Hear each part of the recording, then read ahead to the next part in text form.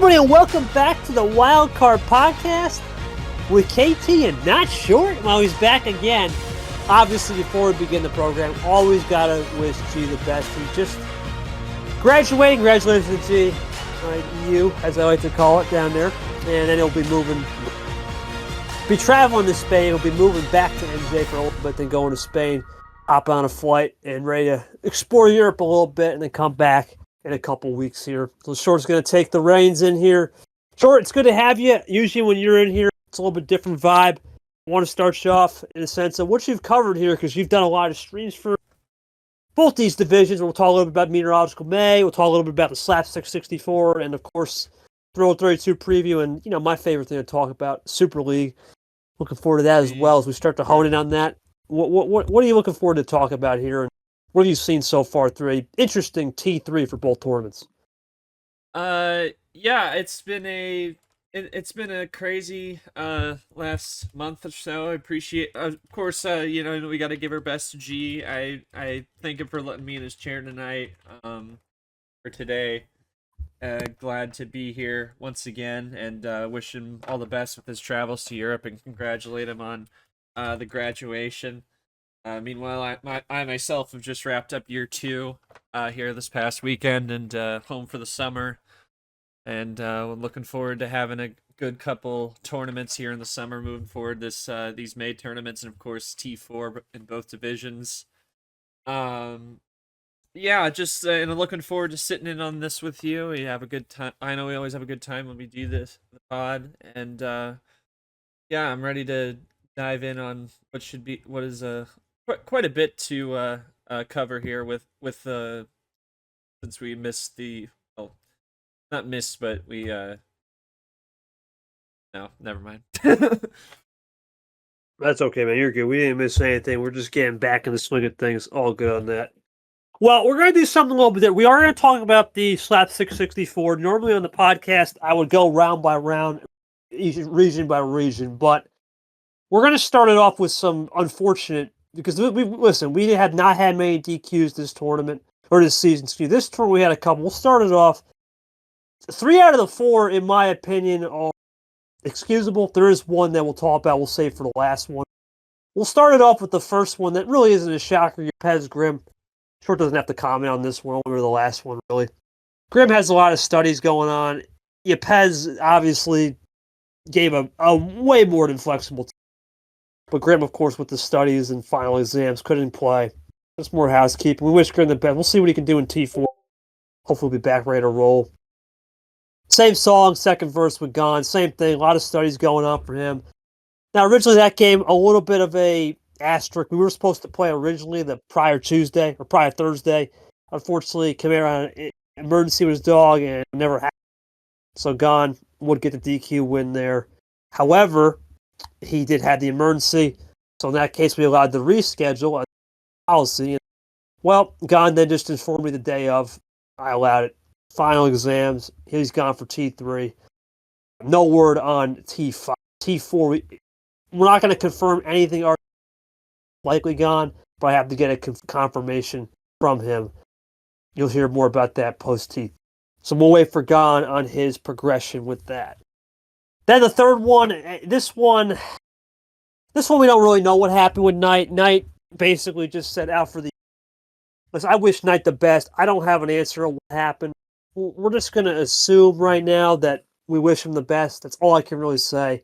It could be a mental thing, mental health thing. It could be anything, really. Don't have an answer to that. We just wish Knight the best. The last one is no one's fault. This one, I guess I'll have short talk. So the bottom line with this one, without getting too much into detail, Sparktoast is our server client. For those of you who don't know in the pod, a lot of people say, okay, is that what makes the bot go down? Is it the bot? Is it? Well, that's the answer. It's very rarely the 9 times out of 10, not the. The only time it is the bot is if the commands are just straight broke, and when you got to revert back to something, back to T5, you flash back T5. Yeah, there was something broke, and we had to go back to an old client from Grim. But 9 times out of 10, it's something called Sparktoast, which has a client server. There are 12 locations around the 15. I think they might be adding some. 15 or something. We moved to Buffalo to Ashburn, so that's fine. The problem was we were supposed to be down Sunday, Monday. Well, we kind of were. We weren't really down as expected. I'm not going to get in detail. The problem was for both Carson and Zach, they had tried to, book around that, and they did everything they could. That one is a little bit just tough to swallow. The other three were more life circumstances. I mean, sure, your thoughts on just this round in terms, because like I said, 3 out of the 4, you can't control it. The other one, we kind of need more of an explanation from us why we didn't really get the downtime. But other than that one, it really has still been a solid year. This one we expect. We knew final season was coming. We could make adjustments come T2 through next year. Yeah, definitely. It's tough. It's tough on definitely, at least on the part of Grim.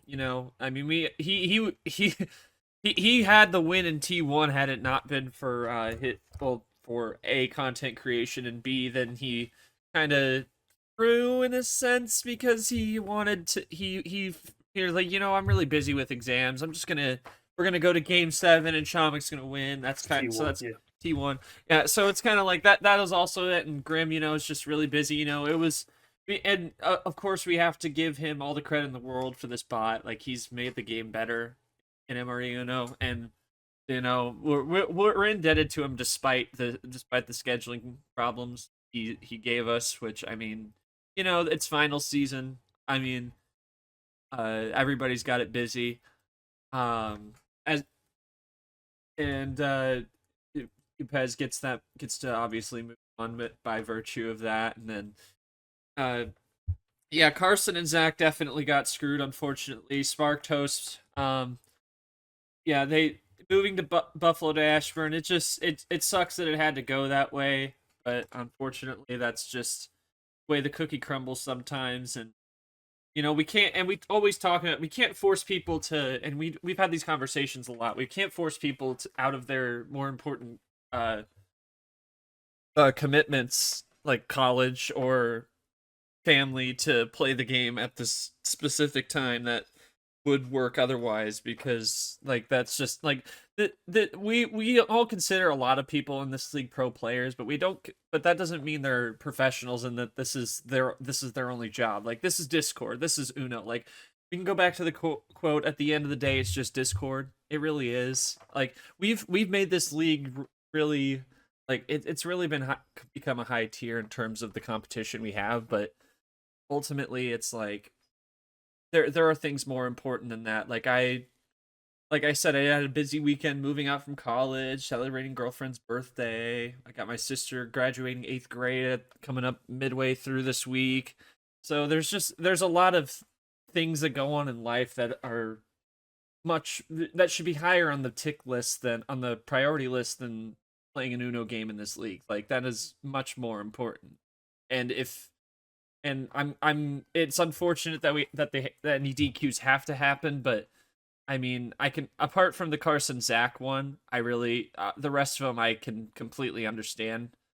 We don't know the exact details on the Knight situation, but he said, I believe what he said was that he wasn't feeling well and didn't want to play this tournament after he'd been, seeded and revealed and whatever. So that's something we'll have to look into more closely if he comes back from T4, but I mean, we'll have to talk to him. We have the, call it the old principal's office, maybe not a principal's office, maybe just like a hey, you okay kind of thing. But ultimately, I mean, people will be looking at the 4 DQs and be like, oh, we got DQs, D1, high expectations, high bar. But at the same time, it's like, life just happens, and this, like you said, it's a tough season for everyone, a busy season. We talk about how T2 used to be that kind of thing, but it might be shifting more towards T3 being more, because we're running right into finals. Like, all of the slaps, like the back half of the Slapstick 64 was during my defined finals week, even though mine was a little lighter because I have as heavy a degree, but as some other people. But like it's definitely like if half of it fell in there, and that's the same kind of week for a lot of those people out there, especially when people in the college age, which we see more of that like in D2 than D1. Like in D1, there are a lot more adults. Like up in the higher 20s, some in their 30s, but a lot for the people in college. It's a tough break. Uh, it's nothing more we can do.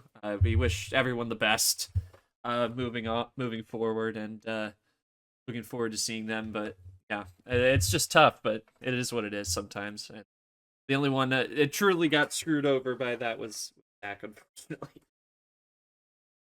Yeah, and Zach, of course, not really someone in college range. It's Carson as well. Listen, what makes D1 unique, and I want to tell people this too, it's not a league where D2, for example, a lot of younger college kids or high school. Here we have guys that are parents. We have parents in this. And we have a lot of gearheads. Automotive April. Everyone love that theme. Now, I know there's Indy 500. There's some other events coming up at the end. But at the same time, a lot of those guys, while they may not be around, we can work around it in the sense that we can operational window. And I also had discussions with them at that point. Maybe half of them are gone, right, that are going in the tournament. They may be only half left. Maybe 2 are left. We can work around it, right? Seth being a big one. He's gone to the tournament, but he's a streamer. We got to work around that. That's a little bit more easier to trust too, because I have a relationship with all these players. I really do. Do I have a relationship with Knight like that? As much as I would like to say, no offense, I don't. I've known him for a little bit, but I don't have that perfect relationship. Unfortunately, I don't have a relationship with. We're good this year. We're doing a great job. I don't have it yet to the perfect T. Where I'm still trying to nail it down. You got to understand, and I was talking with Caesar, when these guys get promoted too, I've got to learn how to build a relationship instantly. It's got to be the off season. Well, we didn't have an off season. I couldn't really focus on building a relationship. Whoever gets called up this year will be a lot of people, I'm sure, as we know Vapor's gone, right? There's some other things to factor in. I'll have a little bit more time to build a relationship with. I can get the scheduling down. I think it can be a little easier. We can work on some other protocols, especially for T3. I don't think we're going to need it for T1. Everyone's juiced up. And T2 at this rate, it's going to start, really, let's face it, T2 starts in late March now. Mid-March next year, potentially. We don't have a problem there. It's going to be T3. Now, I know we lost a week because of that March finale being delayed in the inevitable. If you take that week out, okay, maybe round 1 goes smoother, right? You don't have to worry about Ashburn. You don't have to worry. But you still can't predict what's going to happen on the server with the bot, right? With the bot hosting. Yeah, and we did everything. Yeah, we maximized it. For sure. One thing on that, I forgot to mention in my comments there was the fact that touching on the fact that it's not the bot, and a lot of times it is the server going down, and oftentimes it's out of our hands. And I think just because of how we had so many bumps in the road early on, people just jump down our throat and think that it's our fault. Like, we can only do so much. Like, if it's a code issue, like what we had when we had that API outage, what was it, T5 last year, and we reinstalled and that like broke everything. That's something that we can control, and that's something we learned from. You learned from it because you made that call, and well, I messed it up. The problem with that tournament is I messed it up, and number 2, that was the first time even trying something like that. Remember, we were still new to the system, right? And and then that was the whole sparking the debate about whether we should have done it in the first place. And I think we should have, because like, remember all the crappy hosings that we saw last year before we started on the bot, like T4 and T3. There were just some awful sweeps, like so lopsided. Like, I can't imagine like the like G's new strength of hands metric. Imagine the numbers on some of those, because some of them were just ridiculous. Excuse me. But back to my point, a lot of times it's not on us to it's not on our end when the bot goes down like this. Like I mentioned this to KT in private, like the week before we started the round, was that this was prior to, like, the bot was crashing a lot because I think they were prepping for migration, I believe. It was crashing randomly in practice tests, and I was like, dude, if this keeps going like this, I don't know if we'll be able to have a round 1. Luckily, we figured it out. We talked to them, and it was stabilized through the round. and and we got it done.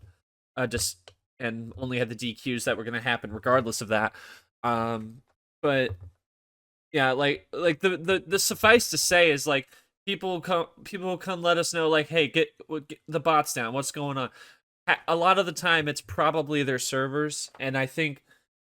And you kind of talked to me about how like, Buffalo's a cold place and maybe not be the best place for servers, which is why they may have made the move to Ashburn in the first place, as well as, the upgrades the performance upgrades we talked about as well in the post about it prior to migration. But like it's ultimately down to the server. I think we've, apart from minor problems with like functionality of like power play, we had a couple ones squeak by, but otherwise I don't think we've really had any code side issues apart from that, and it's mostly been on the server when things crash like that. And I mean, we're more tuned into the Spark Toast updates in our mission room. We got their updates fed in there from their Discord server, so we'll hear more about that, and if we get anything on that, we'll know. And obviously, KT has his client portal that he controls it from, that stuff. So yeah, but the server it can be unpredictable. But I think the point I'm trying to make is like, don't come jumping down our throats if the bot's down. I get your concern. We all get your concern. We're concerned too, but I mean, it's a lot of times it's the server, unfortunately.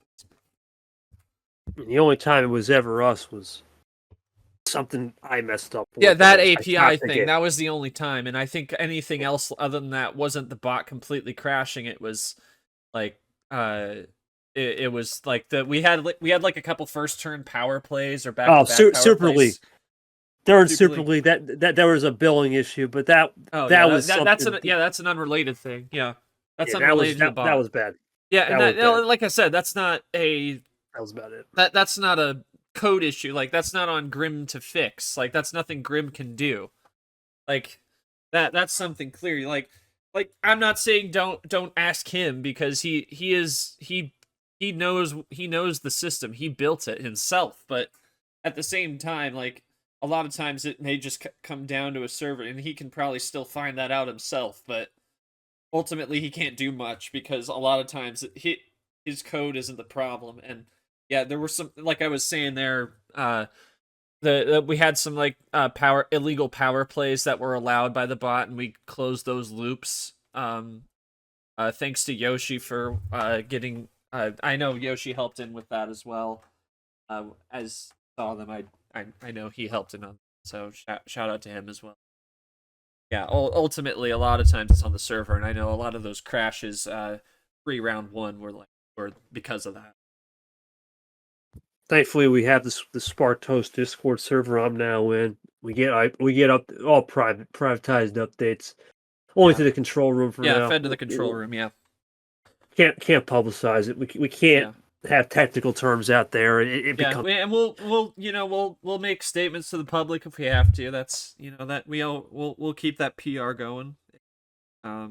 If something like this occurs where it's affecting a lot of people, we'll make sure it gets done. As far as the new policy, the last thing I'll say with the whole principal's office with Jay and I, it's working.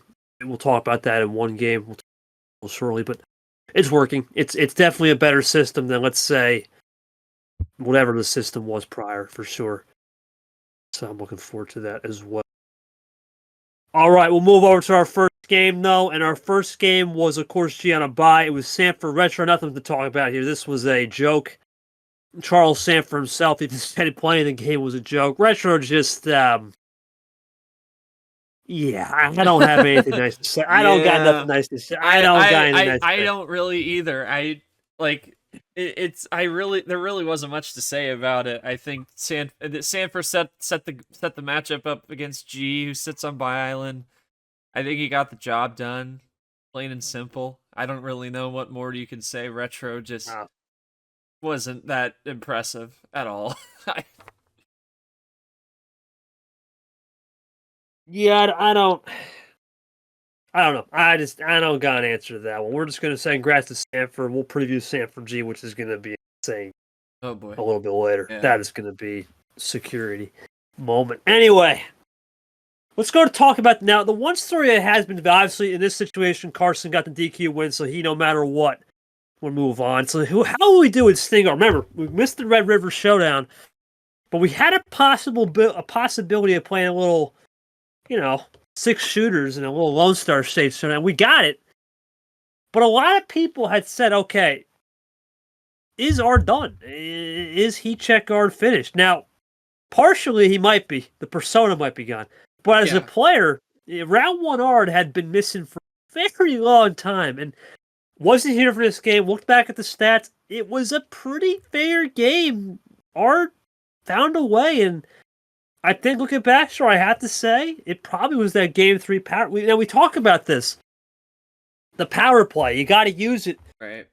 Using instincts. I think instincts is the way to look at it. However, a lot of people say power play lock, which I don't believe anymore. I think the instincts comes in. I think the instincts of that game 3 power play changed the whole. Because if Ard saves that, who knows? It's 2-1 maybe, and then we're talking about a whole different series where he doesn't have 4 shots at the apple. He had 4 chances at the apple, and he got it done in the 6th. For Sting, I don't know. This was another weird game, right? Art had an emergency come up that Wednesday, and Sting was classy enough. And I think these guys, for the most part, really handle themselves well. I think maturity on both, and obviously Art's been questioned about that in the past. I think Sting has also been questioned. They both were mature about it. Thoughts on Art moving on to get Carson in a Texas Showdown, and what this is for Sting's season after a big loss here? This is interesting for sure. Yeah, it's tough for Sting. I didn't really get to tune in for this one.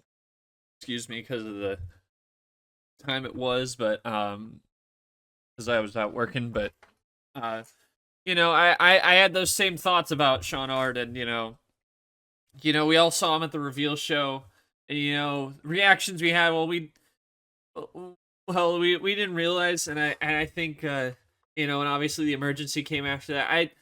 I didn't really know where Ard's head was at, and I didn't know if he would be able to get this done, because Sting was doing pretty damn well. You got to give him credit for what he's done this year, getting up to that 4 line. But, and I was wondering if round 1 Ard was gone after T2. Like, it just didn't. He didn't seem like himself, and you know him pretty damn well, better than me, so you would know that as well. And, I just wondered if round 1 Ard was gone, but I checked in, saw that score. I'm like, damn, he is back, and we've talked. We know what was going on with his family emergency, and to be able to persevere and get through that. That is a pretty damn great story for him, and I got to give him tons of credit and tons of respect for getting that done and moving on. And that's really got to start somewhere. And for Sting, he still had a solid season to this point, but he falls to 500.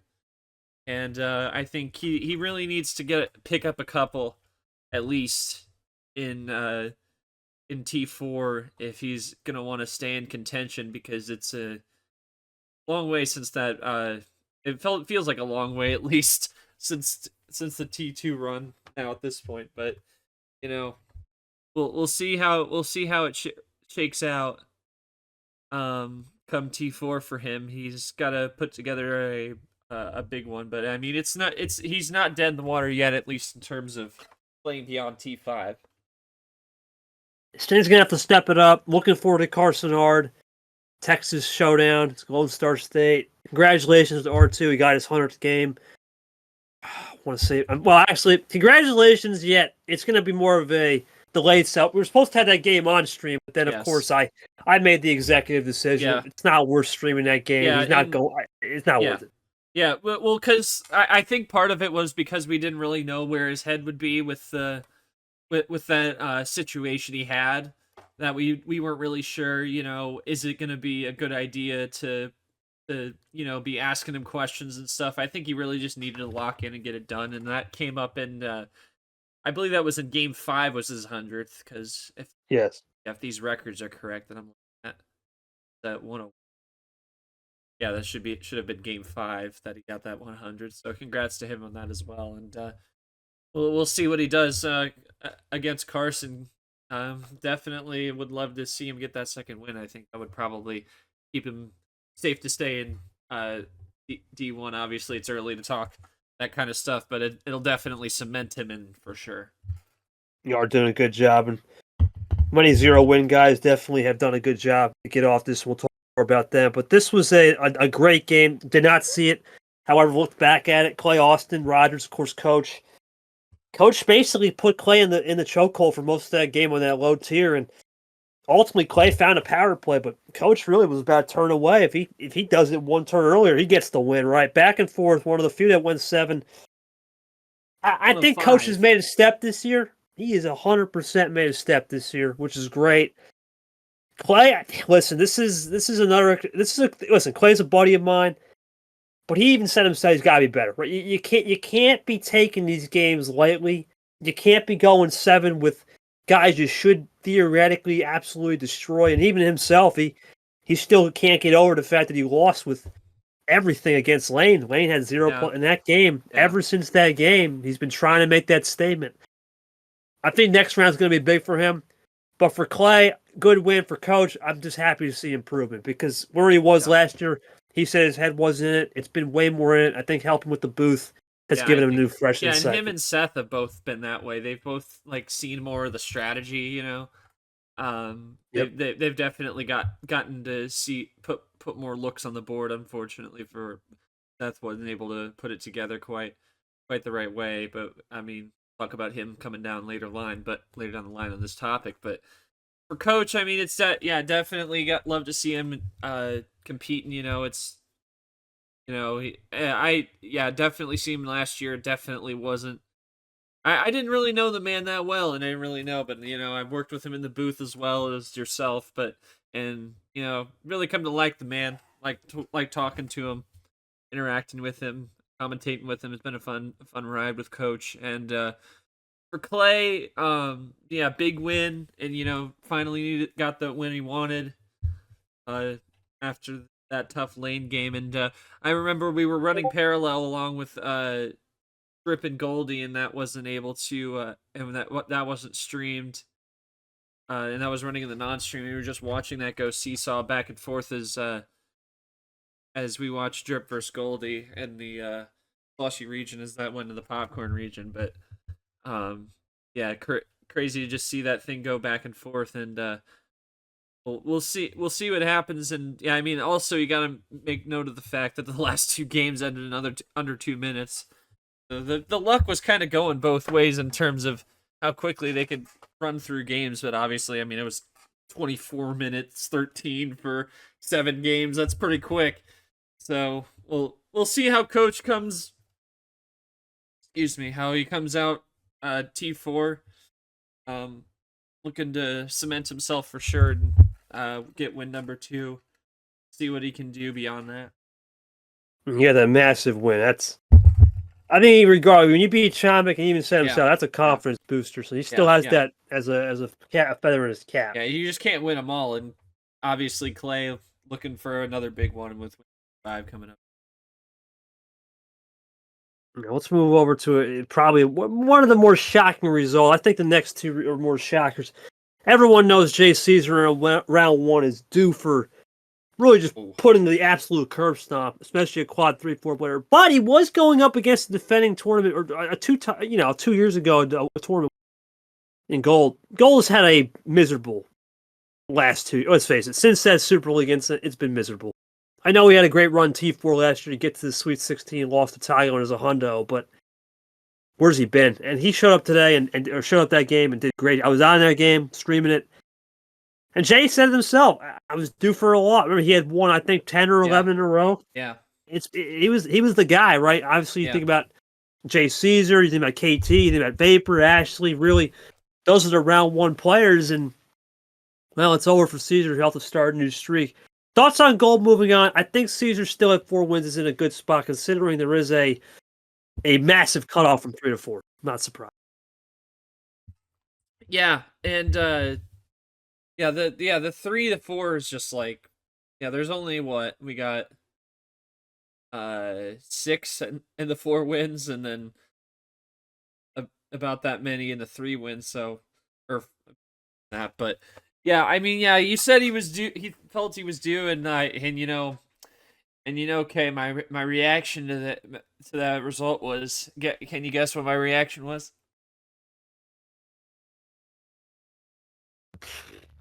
I don't know. A little too late for me. What do you got? It's too late. Holy moly! Oh yeah. Yeah. But yeah, I mean, it's great for gold. I think gold is probably still gold is definitely probably still one of the most shocking downfalls, but this was a huge one for him. To get that win. Yes, sir. But yeah, it was huge for him to get that, and hopefully he can get some more on the back of that, and it's a huge one for him, and I think that's something really needed. And winnable game against Clay. It's a couple of, guess you could say, old heads again going up against each other come round 2. We'll see what happens.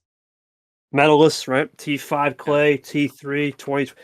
Listen, they had their best tournaments. If we don't, at least in the regular, we don't count the Super League one from Go. Obviously, got the P2.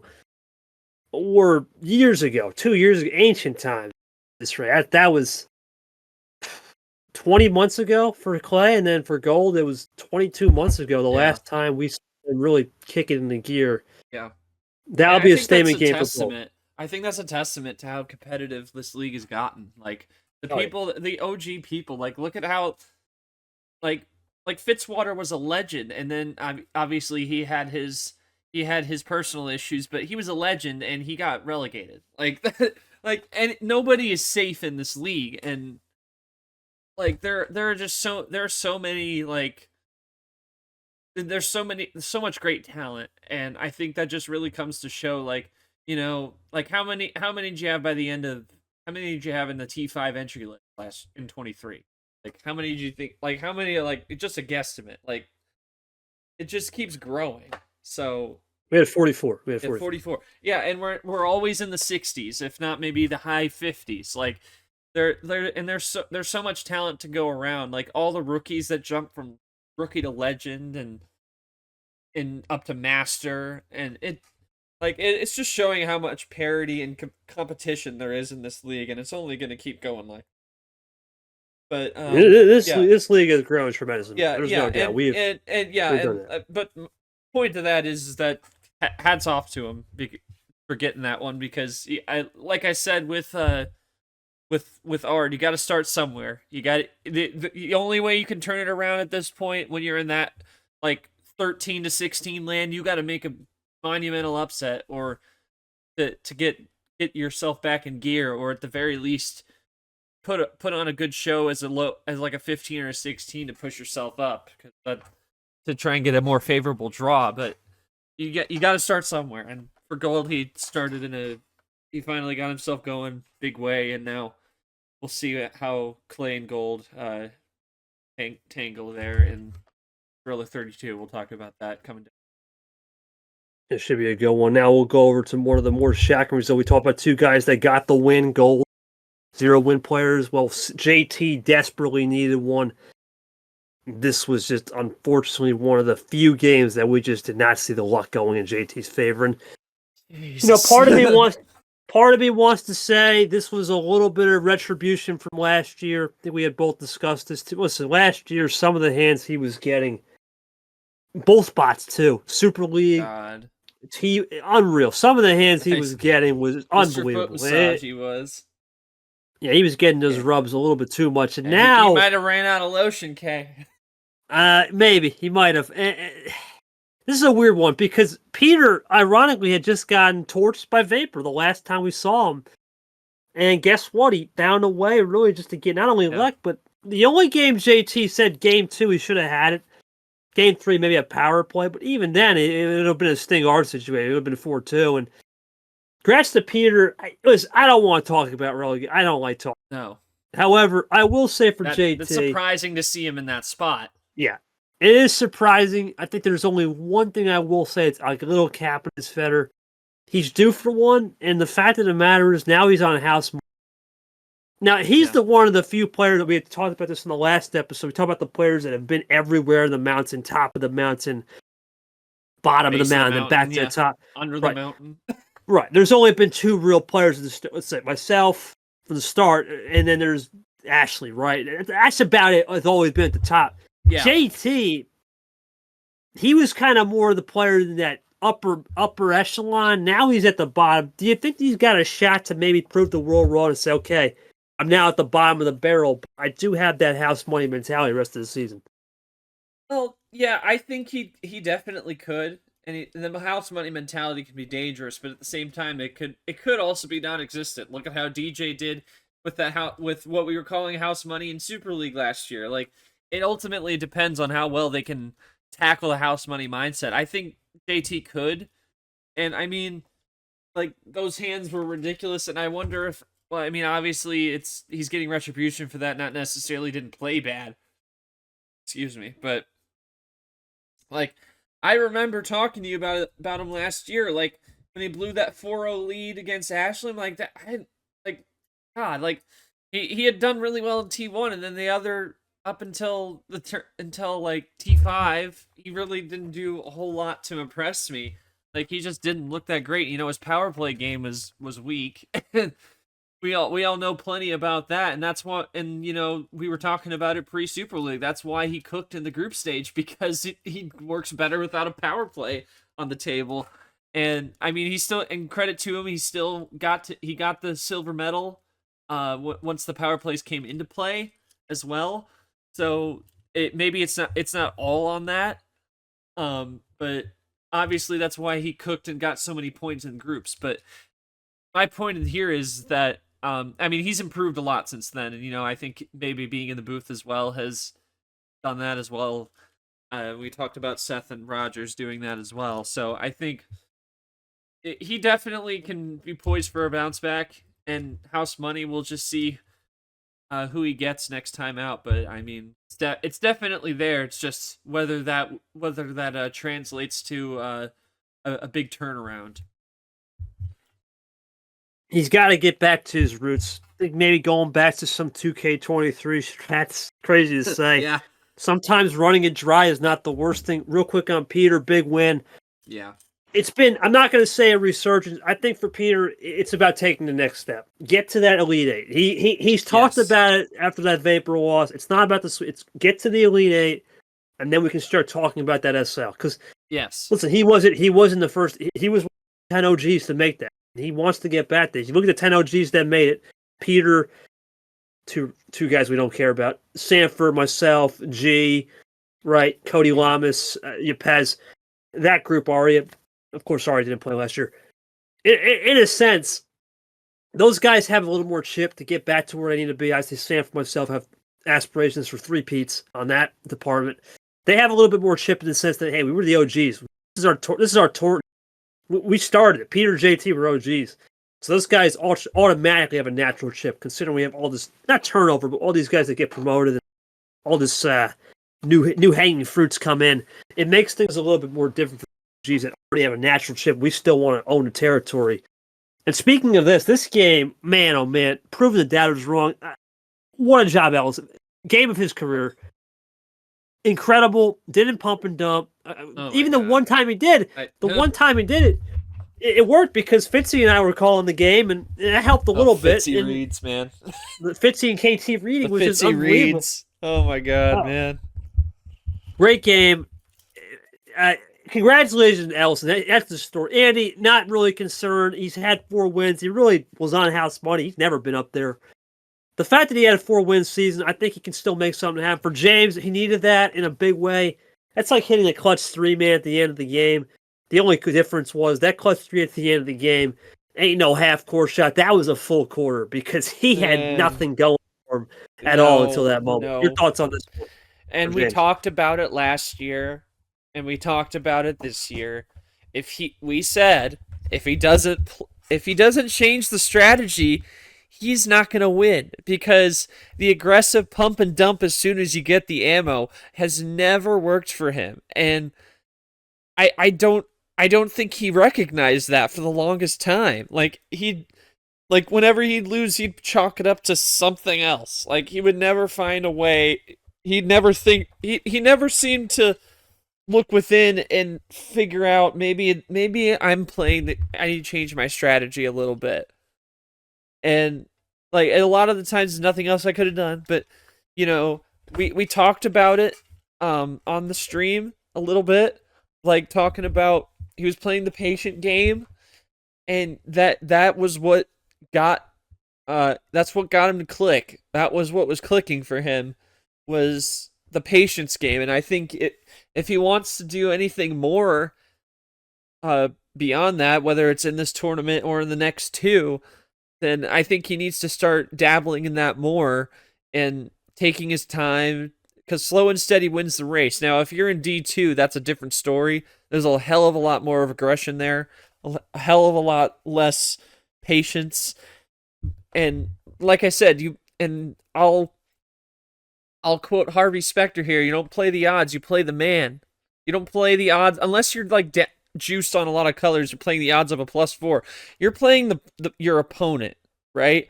You're playing your opponent, and you're trying you need to adapt to what your opponent is doing. And a lot of times, like I had this moment in D2 where I was trying to play more of the patient game, because I had watched so many D1 players that get so much success in their arena win with the patient game.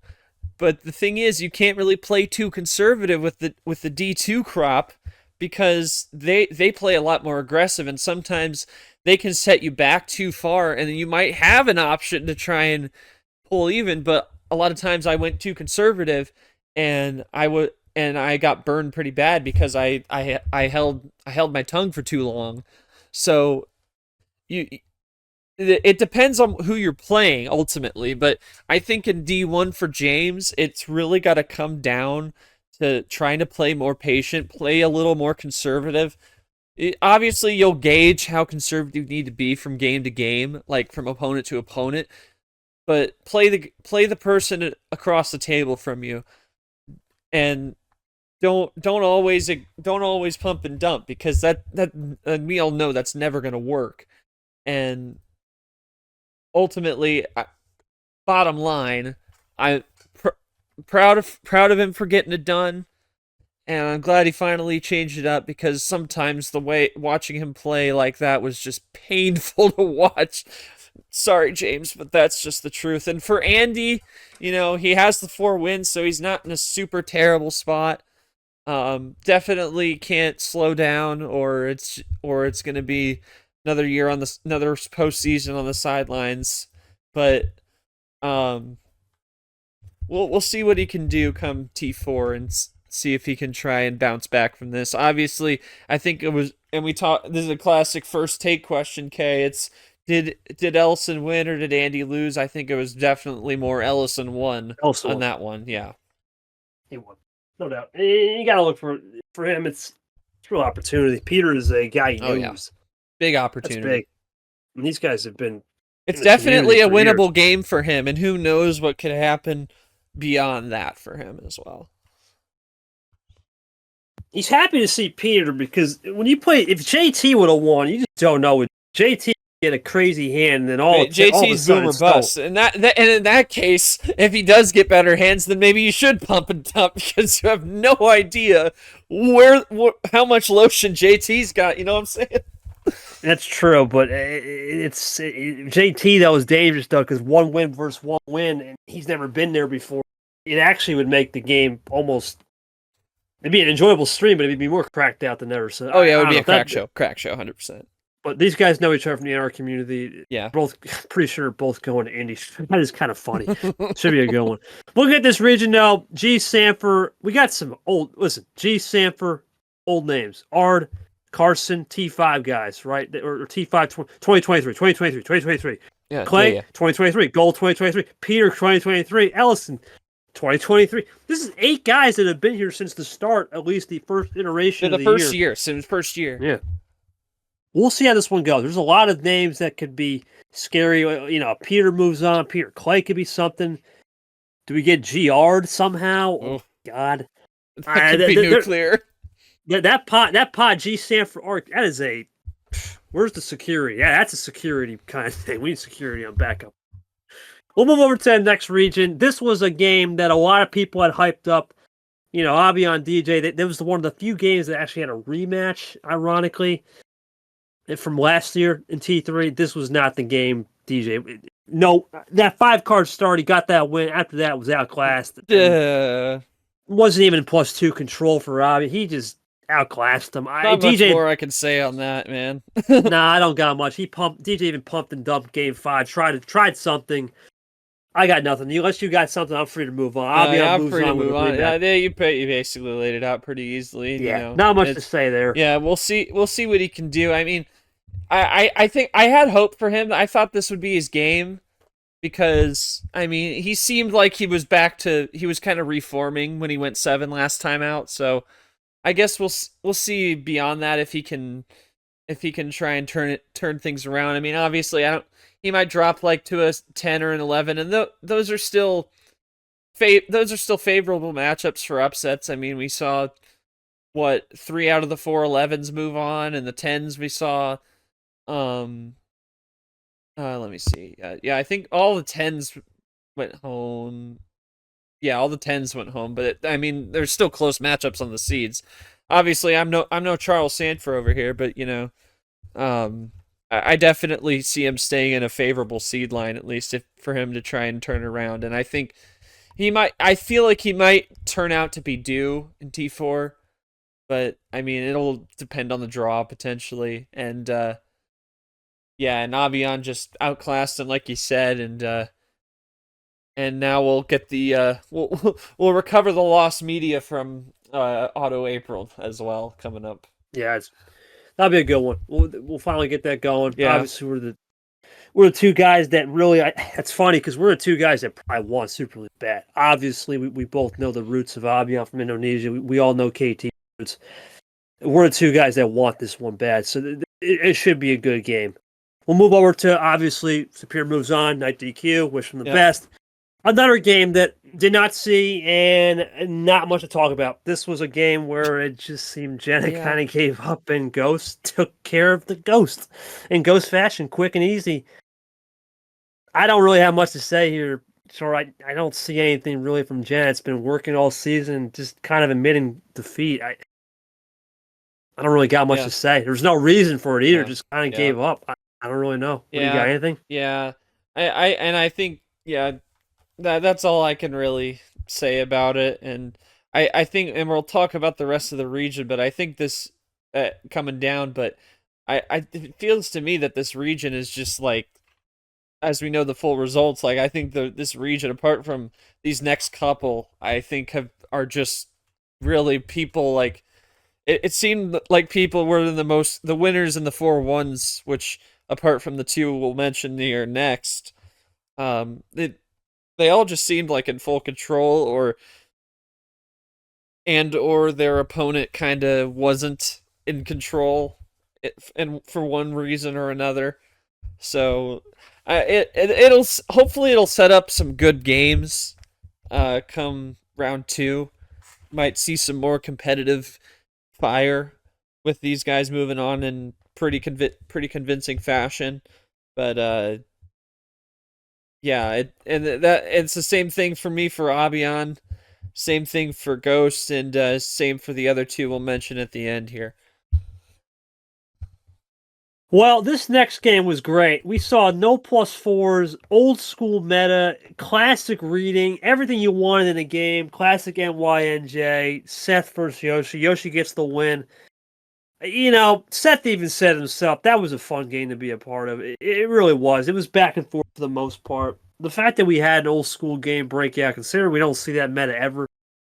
We did see this. We saw that a little bit later. This was an old school game, and it's good to see Yoshi get the bounce back win. For Seth, hard to say. He's got the reads in the sense that he's in the booth. He's done better, but he's had some interesting draws. He's had a close loss to Ed that could have went either way. Of course, he beat Ashley, the world champ. He won an insane game, ridiculous game with Retro. but he's also been hit or miss, right? Your thoughts on Yoshi getting the win as a bounce back and Seth being hit or miss so far?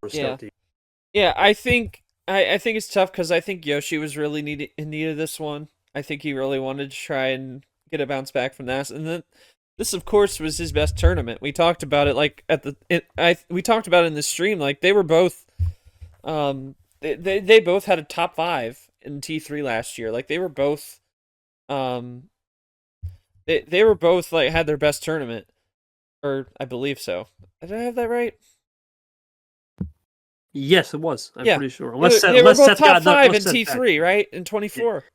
I think. Unless Seth, Seth may have been able to back something up. Let me just check. You keep talking. Let me just check. Yeah, but they both had solid T3s, and this was their tournament last year, so. I know that was for. Yoshi. It was. I know. Yeah, it was for Yoshi especially. Unfortunately, he couldn't do much more to back it up, and I think for him, he really wants to try and like.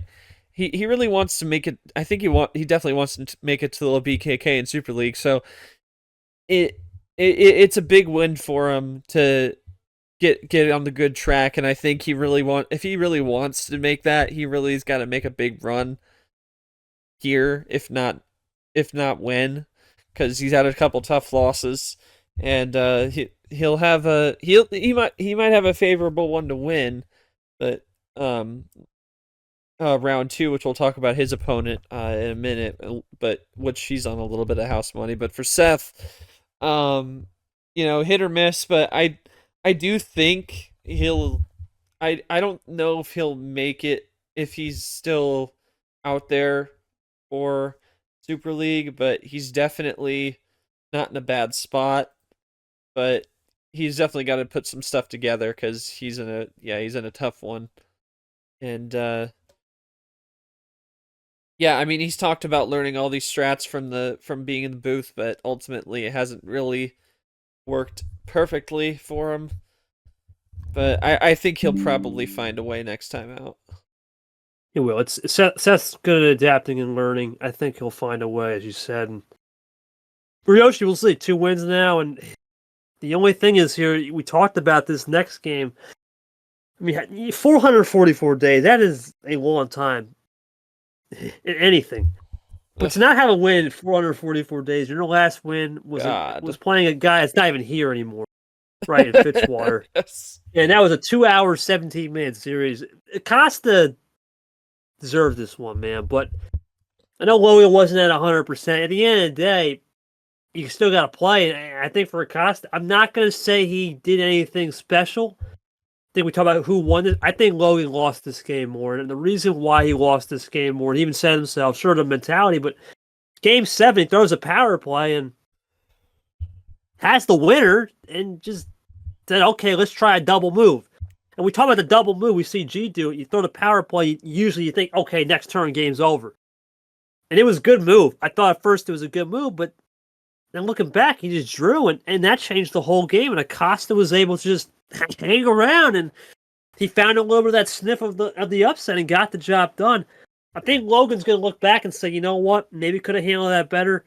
For Acosta, I know you say this might be a little easier for Yoshi. It's not, because it's New York, New Jersey, and what's that one? Records don't matter. Records don't matter in that rivalry. No. It's the same thing with the Texas Showdown, for sure. Yeah.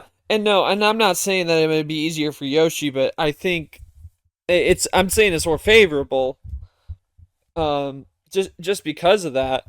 But I mean, obviously, and like again, he's going to the Acosta 400+ days, and no disrespect to him, but I mean, this has been Yoshi's best tournament, like I said, and that's why I think that. But again, we'll go down the road on that later in the third topic, but.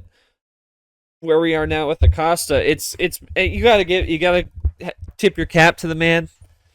He's had some tough conditions this year, and 444 days, just absolutely crazy. That it's been that long for him, and gotta take his hats off him. He took advantage of the situation. He talked about Logan's Game 7 power play blunder, and nothing more you can do but take advantage of the situation. That's exactly. What he did. That's exact, and I say that because I did the same kind of thing when I played Clinton D2, and when I fumbled and then he fumbled and I was able to pull out a game 5 where I was facing elimination and got it done. So it's yeah, you just take advantage of your situation and you can succeed. Good on Acosta. He's a good guy now over a long time, but I think it'll be an interesting one. Him and Yoshi. Once again, that was a tri-state pod. Everybody was from New York, New Jersey, or PA. We'll get New York, New Jersey again. Second straight one for Yoshi. Only difference this time, though, won't be streamed. Of course, we know final exam season's coming, so we wish him the best on. Well, these next one I'll kind of bundle package. This one was not here for either one. We'll start it off with Ziemba Allen. I don't. Nothing much I can say on that one. That's what Yeah, I was saying first game- earlier when we were in Ghost Jenna. It's like it was kind of one person was in control, and that's what Ed was.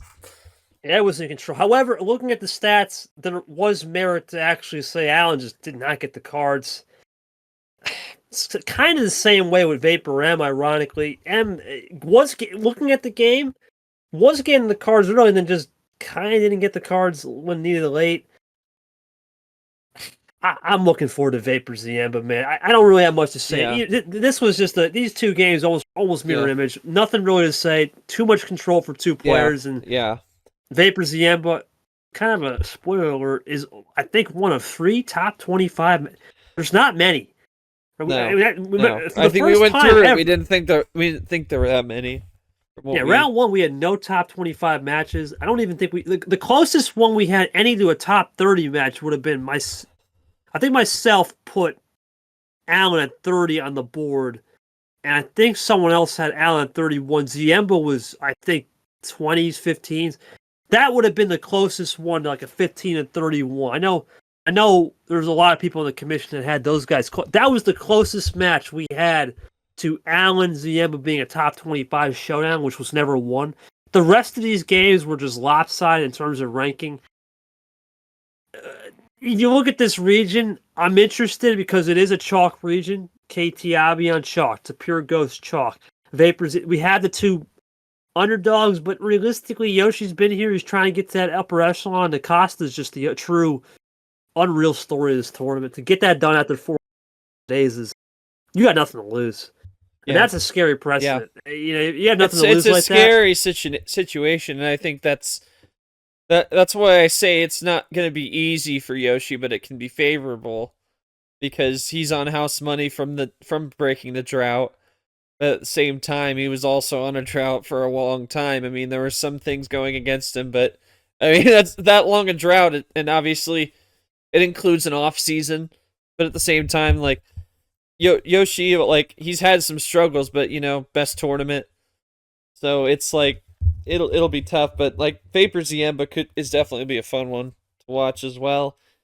And I think for a lot of this, and I think for the rest of the region, it's gonna come down to like whose control whose control is stronger between those but between yourself and Abion, between Tapir and Ghost Tapir, obviously moving by DQ.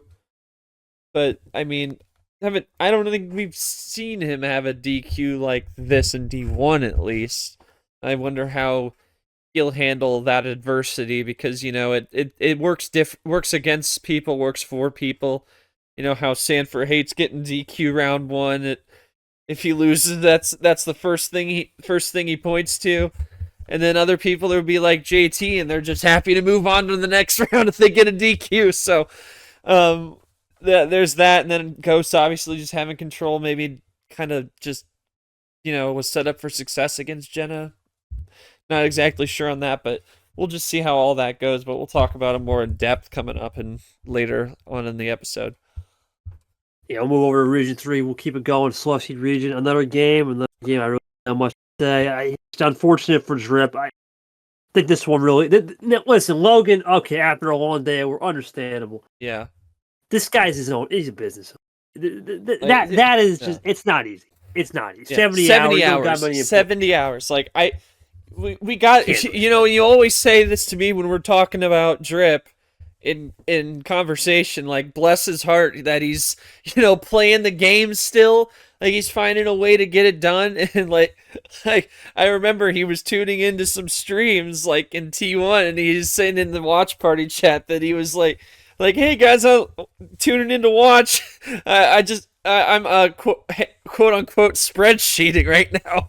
Yeah, sure. It's just like she's doing this. He's spreadsheeting when he's really watching the game, and I just always found that to be very funny. It's just tough for him. I think that this one was less so like when you played him, and he was doing the for the fans crap. Yeah, Like yeah, that it wasn't right, man. And it's tough for him. And Goldie's been out there.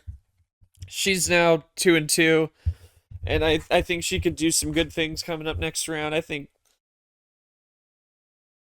definitely has a shot at Myth. We'll revisit that, but yeah, for Drip it's just tough. He's got his 2 wins, so he'll be here next year for sure. So it's just ultimately for Drip, do we see some surprise break out of him? Like, do we see something that we don't expect? Because this is every time he loses like this, I think that's what we're gonna point to at every turn, unless it's the throwing for the fans or something like that, going for this like like that's the only thing I would say. No, that's on you, man. But otherwise, like, this one is like, yeah, he's just got a busy life, and he's got a lot more important things in this league. He's got the 2 wins. He's basically locked in, unless something crazy happens at the bottom. But yeah, that's all I got to say about him. And congrats to Goldie on taking care of business, and should be an interesting one with Myth, who will land from Bi Island. Yeah, well, we'll see. This region had a lot of unfortunate games of just what the heck happened. Here's another one. What the heck happened here? I mean, Toast after the game tells me, man, this guy Steve's like a D2 player. No kidding. Yeah. Where it's been the same story for him. Where's the composure? Now, we talked about the adjustment here. A long way, man.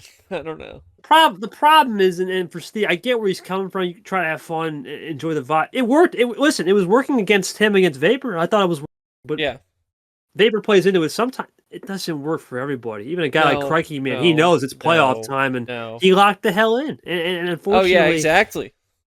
Yeah, when it starts to get to the midpoint, where he did that and locked in, right, like that, he made a Final Four. Yep, yeah. And as like what? Like a double-digit, low double-digit seed, like that. This was 14 14 seed, and now he's 10 seeds ahead of that. Now he's playing with the odds of the favorite, and like I saw Steven do this, and like to his D2 career, like he made 2 straight Final Fours, and granted it was like with half a field to a D1 field, like it was in the 30s or 40s, but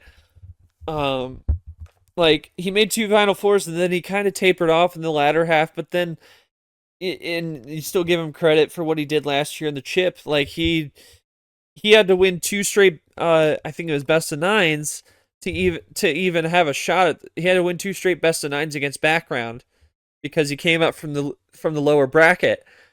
So like he obviously started to be here, but like once he got to Super League, just didn't look that impressive, and I just think his style just definitely has some flaws to it. And I mean, we always love to vibe, but he may just be going back down if he keeps playing that way. And there's some like, I think, like say him and Andy got matched up, that would be like crazy, because they both kind of play into with a game like that. But I think Andy can maybe lock in a little more. But ultimately, it's a different vibe in here. Like I talked more this year in D2 about aggression with the ammo, but last year we were talking about a lot of like table talking, and like I tried to make the point of the fact that table talk isn't always a sign of composure. Like they're a lack of composure, I should say, because some people can play the table talk game and really,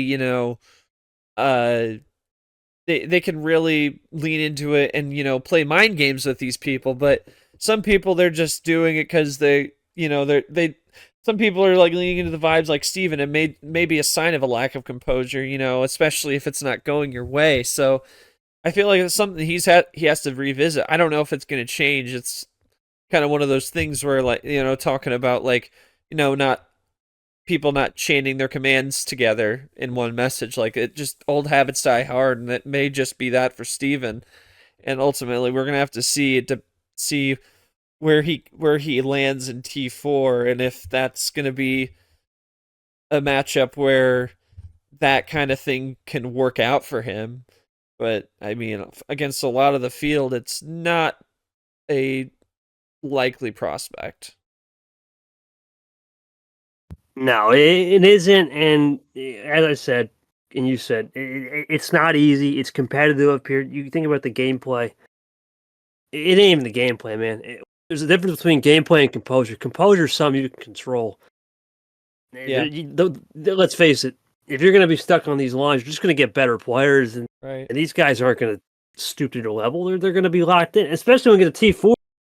T4 is the moving tournament, man. Everyone's going to start moving. That's the moving and shakers. Yeah, it's Saturday at Augusta tournament. Pretty big. So we'll see how it goes for him. Toasty, good win, and he'll get a surprise maybe to some, but I'm not surprised about this result. No. Cody has been due for a win. I know some will question his mentality. You don't care. It's Cody. Suitcase. Yeah, it isn't. He'll pack whatever in that suitcase, and we'll show up on game day and see what happens. That's Cody Lamas. That's just how he is. Lara, unfortunately, Lara is just the case of. Unfortunately, it was an old school game, and low ammo, old school. That's going to favor Cody. He had a lot of the ammo too, and Lara did a great job. But the problem was it was low ammo, old school. The only kicker was poker. Both guys were getting 7s, 6s, 2s, 5s. In their hand. They were having to deal with full house hands and 4 of a kinds, and might as well call it royal flushes of numbers. That's not been seen in a long time from the bot. That was one of the last metas I had to check off my list of metas, and I seen in a broadcast. And for both those guys, it was not easy. Cody has a little more experience because hard part a bit, and he got the job done. Thoughts on him moving on to play Toast and Lara?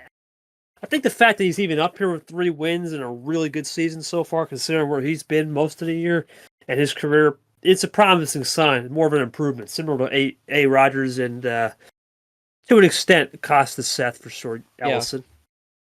Yeah, I think old school really prevailed for him. Old school made the new school for Cody Lamas, and, you know, no matter what the doubters say, whether it be on this podcast, whether it be in public chat or on the reveal shows anywhere, I think that this was a huge one for him.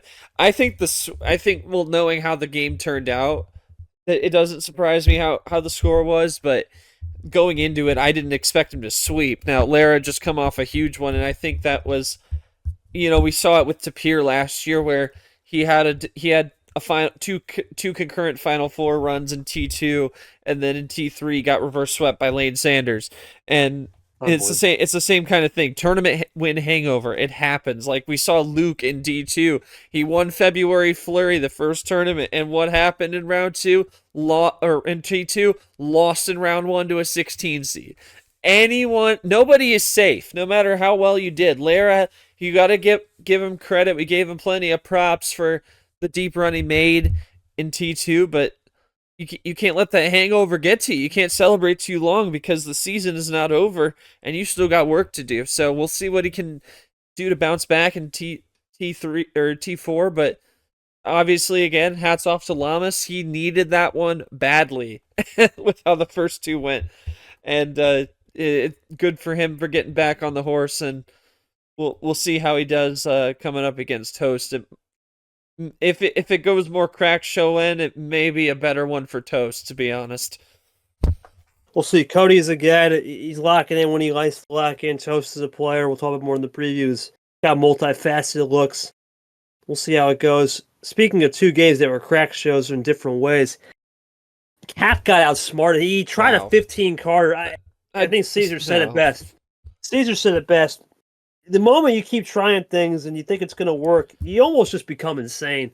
The definition of the- insanity is repeating the Yeah, that same one. thing over and over again, expecting different results. And I'll jump in right away though, because You I was streamed here this for one, this one. yeah. I streamed this one, and really, like, I just don't know what Cap. Ultimately, I said this to you. I don't know what Cap was smoking. Like, no disrespect, but we always know Cap to be the captain of the low tier ship. You know, we had that iconic like wipe out a 3-0 deficit against Ashley in T2 finale with a 5.65 MCSR run. Now, obviously, that's not possible anymore, but he goes 15 on his first, 15 on his second, lost them both. And mind you, he's going up against Hockey, who this guy is just a lot like Cap, except maybe faster playing. I played my first D2 series was against him because I had received a DQ win in round 1. Round 2, I go up against Hockey, and 9 minutes it was over. It was a 5-game series. We did it in 9 minutes because we both went low tier. That series made me realize that is not the player I want to be, and that's why I got wins. But you know, it's just awful to see Cap go that way, because it's like, why, like, especially I was like, why in game 5 do you go that direction? Like, after seeing yourself go down 2-0 like that. Like, because Hockey didn't like the high tier either. He was visibly reacting like upset to the high tier calls he was making. And then we go like mid to low tier in his games 3 and 4. And Cap got wins there, or one win there. So, but Hockey got one on it. They split the homestand of Hockey. And then we go back to, game 5, and who was I with for this one? Let me look. I think I was with no, I was with Charles Sanford, and we were talking about like we before we asked Cap those all important words. We were like, you'd think we got, Sanford, we got to think that he's got to go a little bit lower here. He's gone 15 2 straight games and he hasn't gotten it. And he can hear us. He was in the VC, and we talked all this up like that, and he said, "All right, Cap, how many cards? 15." So he goes 15 again and loses again, and Hockey still didn't like the 15. So he's not going to go that direction come next round. But it's like, at the end of the day, and we talked about this, and I said this to you because you were out that day. That's why I was taking it up. But we were like, what was he smoking that night? Because all he had to say was like, I'd seen people get good hands on 15. I wanted to see if I could do it too. But at the same time, though, I understand like the first couple games, like, oh, maybe it was just a bit of a fluke on game 1, game 2. Let's try it again. Oh, it didn't work. Game 3, you'd think, oh, third time's the charm. But at the same time, do you really want to risk that kind of logic when you're facing elimination like that? And especially just did not look good in those first 2. And what your bread and butter is. Like, other people get good hands on the 15 because they know how to work it down. And they aren't as good as Cap is at playing the low tier, the no sends. So it was very interesting to see, him go that way again. And I just wonder where his head was at. And that made me wonder where his head was at, and where, like, in general, on like in playing in the league, because it's just like, if you were really trying to get the win, then why would you go that way again, facing elimination, when it already had bit you twice, and what your bread and butter is throughout your entire career? Like, you had a Final Four run built on the 5, 6, 7 tier, like last year. Like, why don't you go that way again? I will never know. I get the logic, but maybe like after game 1 or game 2. But going into game 5 and still thinking that, again, it's that definition of insanity that Caesar said that day, was like repeating the same thing over and over again, expecting different results. And the thing is, he could have taken control if he had just gone the other way. But at the same time, Hockey's really good at that too. So that may have also been a factor in it. But it's just like, what? I don't know why he would go there again. That will baffle me for a while, unless I, any of us find out a little bit more about his headspace, but I just don't know why you do that a third time after losing the way you did in the first 2 games on it. And you won one of them on the I think it might have been 7 or 8. So it's like I just don't know where he was coming from. And I mean, congrats to Hockey. I mean, it definitely shows an adaptation for him as well, because he was that kind of player too. He plays lightning quick, like similar to the likes of Ghost and Cap, and even himself to a lesser degree. And you got to give him props for what he did, and especially in the high tier. He wasn't comfortable with it at all, but he got the job done. He found out a way to do it with that high tier, and I think that's a good sign for him, showing that he can adapt and he can compete at that level. So that could be scary for his matchup in round 2. Yeah, I think Cap outsmarted himself. That's why he outsmarted himself, and that's tough to see from a guy that's never really had to outsmart himself ever in his career. He's been really a high tier player in terms of just up there all the time in Super League rankings or good seasons. I know he's only a second year guy, but he's never really outsmarted himself, beat himself ever. But this next guy beat himself, and that was Brian. Brian. I think you were reffing this one. Were you reffing this one? Yeah, I was, because we were. Take it away. I took it because of the. I took it because of that the time we played it was in flux due to the Ashburn move for the server. So I picked up on that because it was like last Monday night at 9. And we weren't sure if the bot would be up by then because of the downtime we were expecting from Sparktoast. So, but we were able to get online with that, and we were able to play. I refed it, and I gotta say, Brian was I wrote in the ping for the game, like, he's trying to get back to the Brian that took Ypez 7 in T1 that we never thought would take Ypez 7 in T1, and he just hasn't seemed to come back with that. He missed call outs quite a few. He missed making Uno calls, missed call outs, and he just seemed like the Brian we kind of know has existed in this league that just doesn't always have his head in the game a lot of times, and that just seems to be what happened against Lane. And Lane just took advantage of that and got the job done. There was really not much more to it, unfortunately, for that. But ultimately we'll have to see if Brian's on the right mindset to do what he did against Ypez, because that's the only.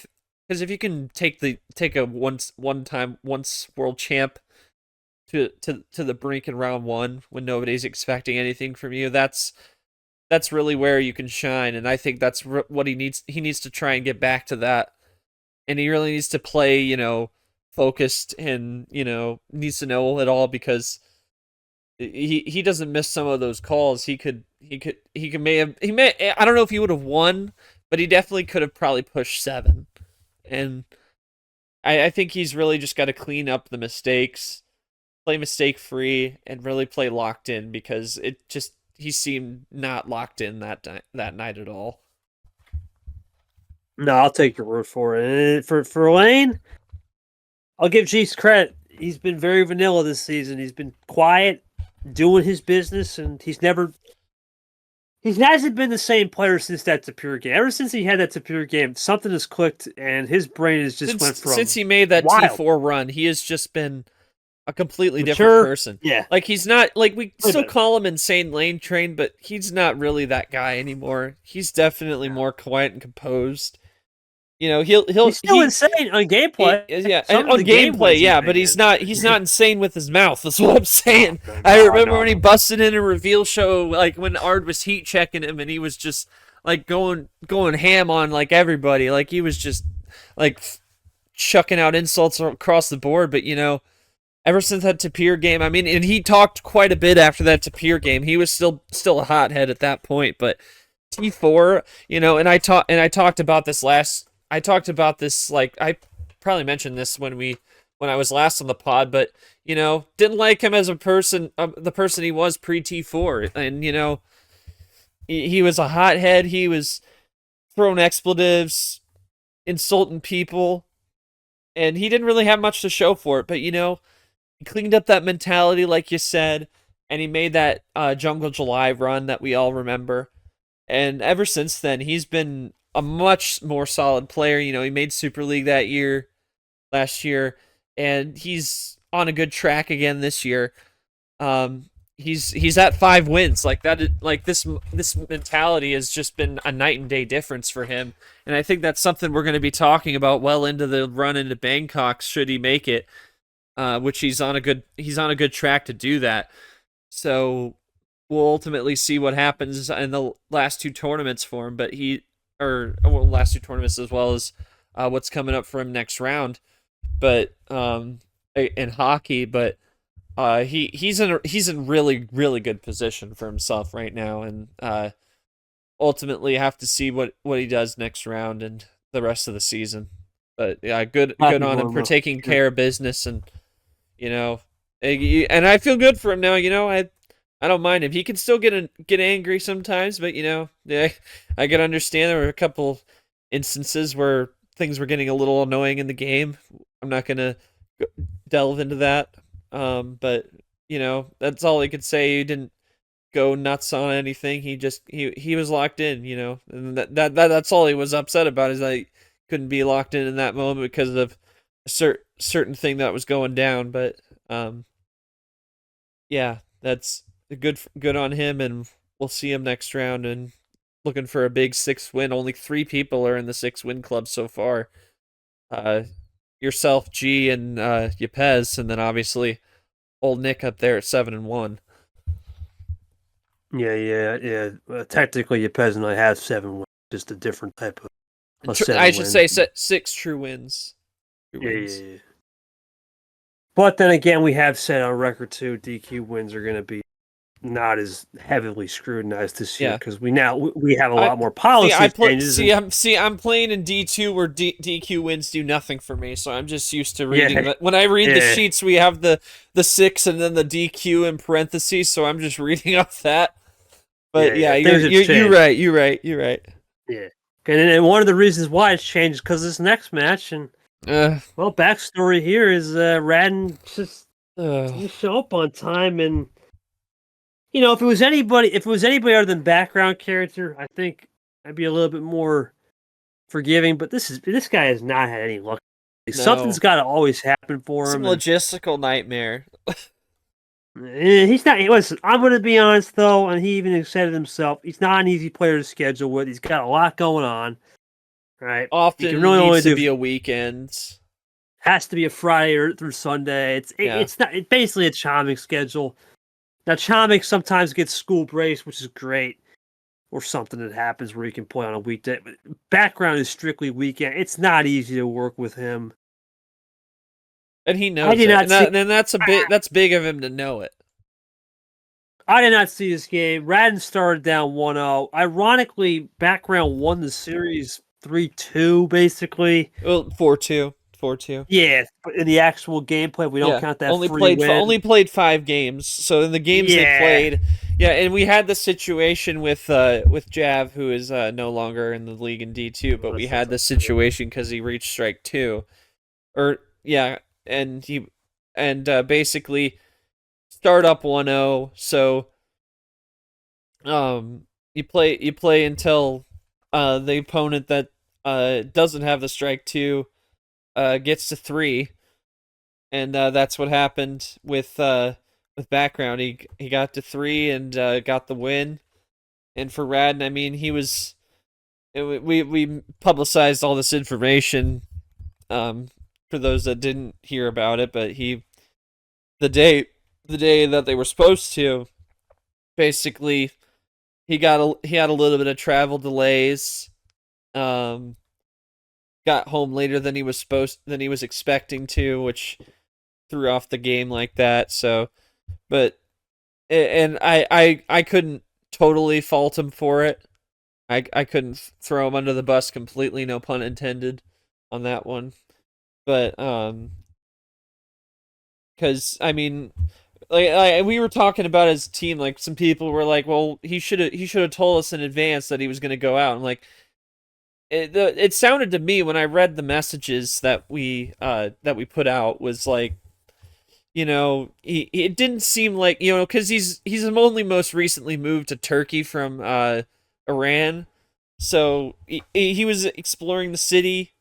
I don't think he realized that how long the transportation would take, and I didn't want to throw him under the bus completely, because like people were like, oh, they should have told us. I'm like, well, how was he supposed to know that the bus was going to be late? Because that was mostly because of that, was the bus was running late and traffic and all that. So I couldn't fault him completely, but I can understand why some people are upset. You know, been in that situation where you're ready to lock in and play, and that kind of thing happens. But we persevered, and luckily we got the game played regardless. I mean, and hopefully for Radden, he's just got to make sure everything goes according to plan. Make sure you know that you're gonna be home on the right time. Yeah, no, it's fine. Um, but ultimately, it is what it is. And background just took advantage of the situation he had. I wasn't there for the game itself when it got played on time, but um, ultimately he got it done, and hopefully he can have a little bit of an easier time with his next opponent coming up, and he probably will. Well, this I want to preface this was a game that Mac won the game. Okay, everyone's all surprised by that. This would have been the best story of the round if it hadn't been circumstances. Well, Ashley has a lot going on. There is no doubt. Out of every player in this league, I would Ugh. say right now, I don't know everyone's degree. I don't really ask that. But when you're trying to get into any medical profession, that is It's a grind lot of and a half. time, a lot of commitment. I would say I have a lot more respect for someone that has to go through those extremes. Drip's a good example with the 70 hours. Ashley, a great example to an extent. I'm not going to put myself because I'm a machine. Let's face it. I do whatever I want, right? I'm kind of in a luxury spot. But these guys, these guys are more unsung heroes of the league because they have to, even Pack to an extent. He's got kids, 5 kids, or however many kids he's got running around in little packs, right? Yeah, These are more of the unsung stories of the league, and I'm happy that Pack won. He had a rough time going. yeah. This one, I wish Ashley the best, man. Nothing more It you can is what say. Yeah, that's all I'm going to say about this game. I don't really want to talk about it because it would have been the best story of the round if Pac would have beat her, I guess, in a more fair fight, yeah, cleaner circumstances. But even Pac admitted yeah, it's one of those games where you just got to take it by the chin, move on, get the win, feel excited. But yeah, there's more to it coming for sure. yeah. And you got to give him credit where credit is due. I mean, he still won those games, and I mean, I know we don't want to delve too deep into it, but full disclosure that if that series had gone 7, that there was no game 7 to be played.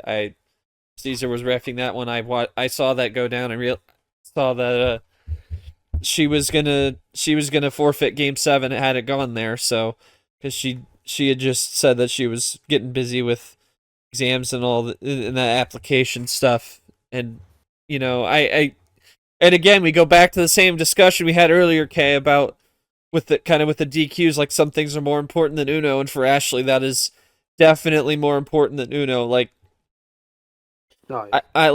I do work in live television production, and at least I'm going to school for it, and part of that is doing hands-on experience doing that. We do a lot of live broadcasts of games. And I don't miss those. Like, if I have a game that day, I don't stream. I don't show up for the league. Like, and again, this is not me saying I'm not dedicated to the league. I was doing this before I even knew the league. Like, I just got done with year 2 Like, I didn't come into the league until early 24. I was started college in late 23. Like, this was like there are things more important in this league. I don't know myself how long I'll be able to be committed to the league at this level. Like, I think I can play for as long as I would want to, but I don't know how long I can, put this much time aside for it, because, life is going to be life, and we'll see how it goes. But ultimately, for Ashley, she's got bigger fish to fry, and that's a lot of what we've talked about with the DQs. Apart from Carson and Zach, like, there are bigger fish to fry out there, and whether it be exams, your mental health, work, a career, a family, a significant other, whatever it might be, there's just some things are bigger than this league, and I think that's a point we really have seemed to have hammered home in this round, is that, there are going to be some people and there's some people that are, the pro players that treat this league like it's the best, most important thing in the world. And I think we put a great league together here. We have a great community, but again, it brings up the same point that, not everybody is gonna be on that crackhead energy forever. And I think that's something we really haven't started to.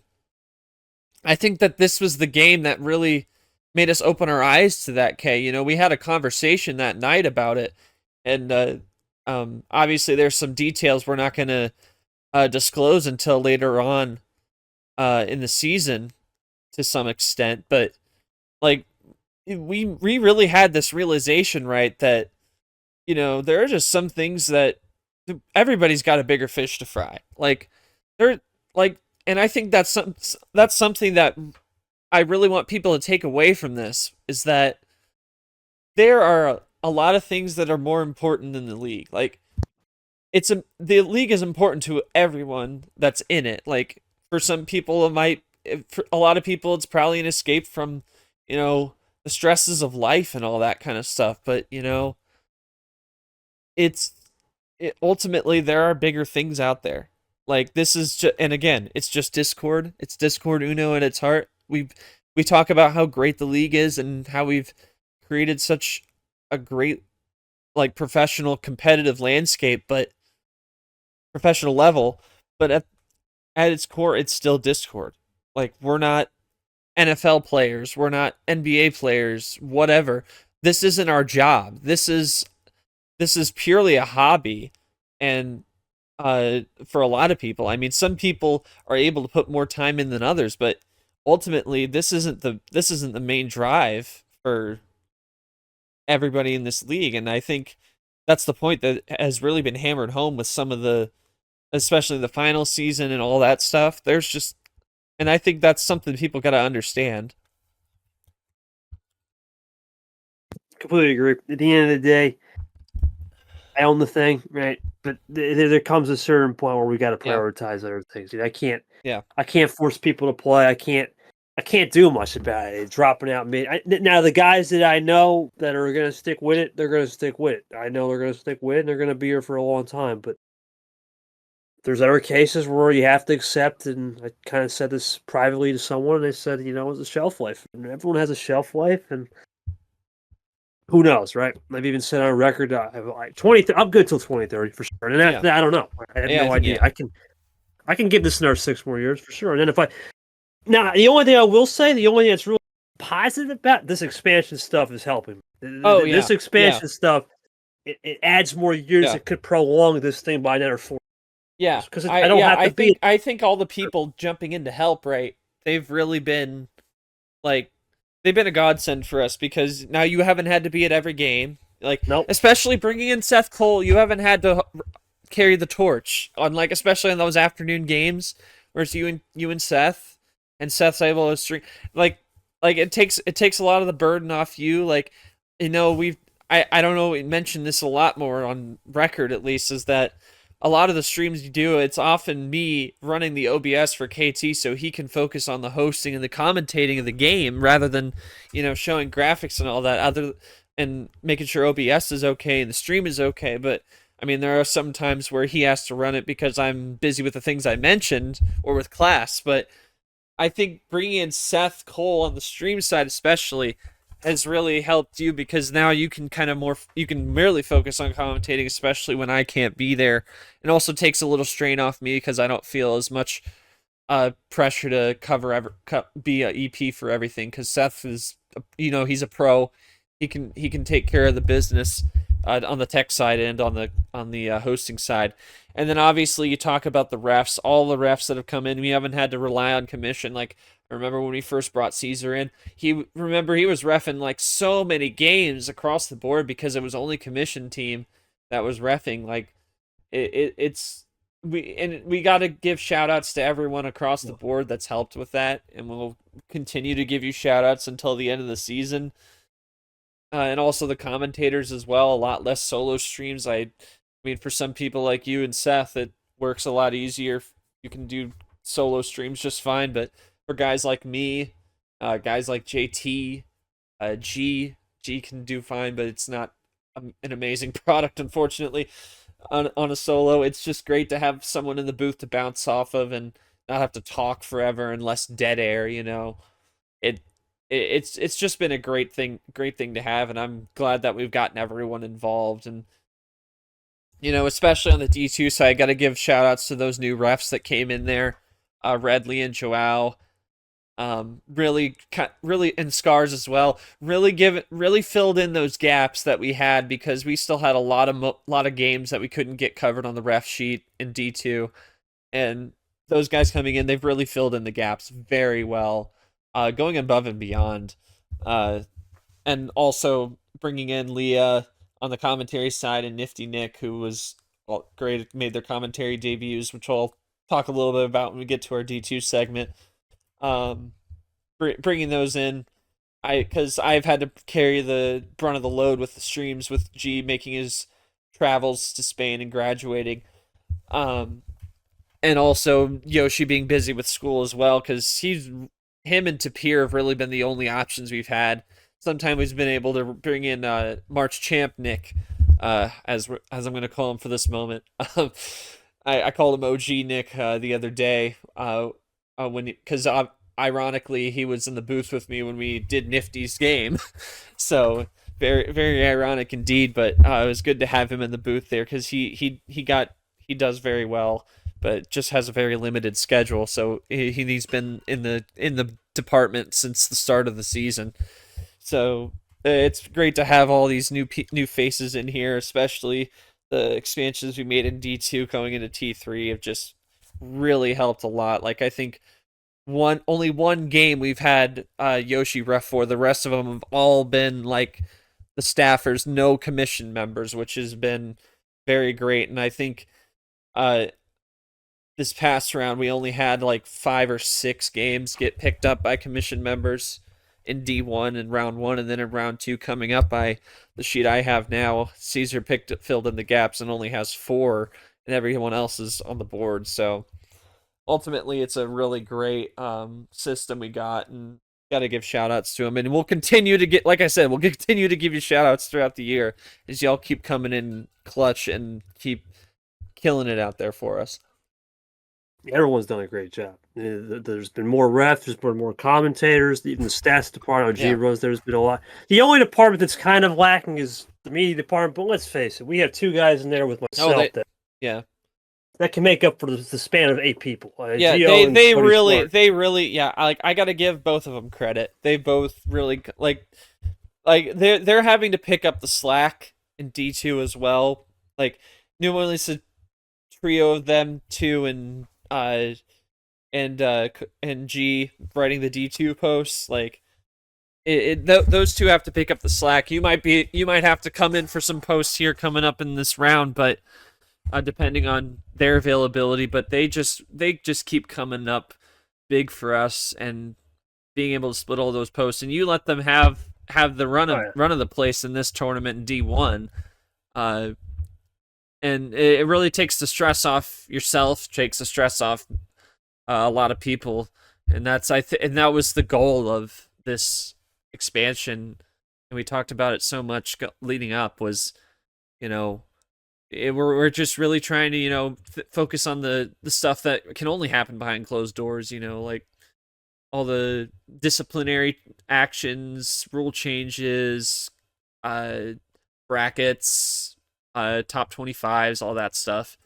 You don't have to worry about, are you reffing this game because someone's going to be there. Like we've gotten to a point where we don't need to be present unless there's some other reason at this game. We have guys that we can trust to get the job done and follow the proper protocols without us having to do anything more but update some spreadsheets.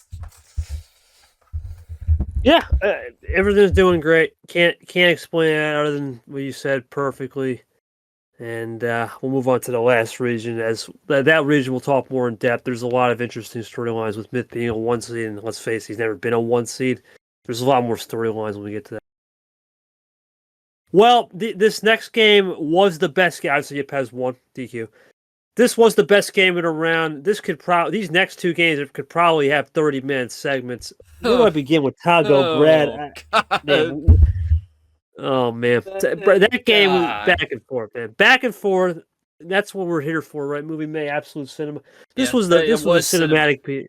And I think that was the one that we really expected to be that too. Like we knew it was going to be that way, despite Brad being 0-2 going in.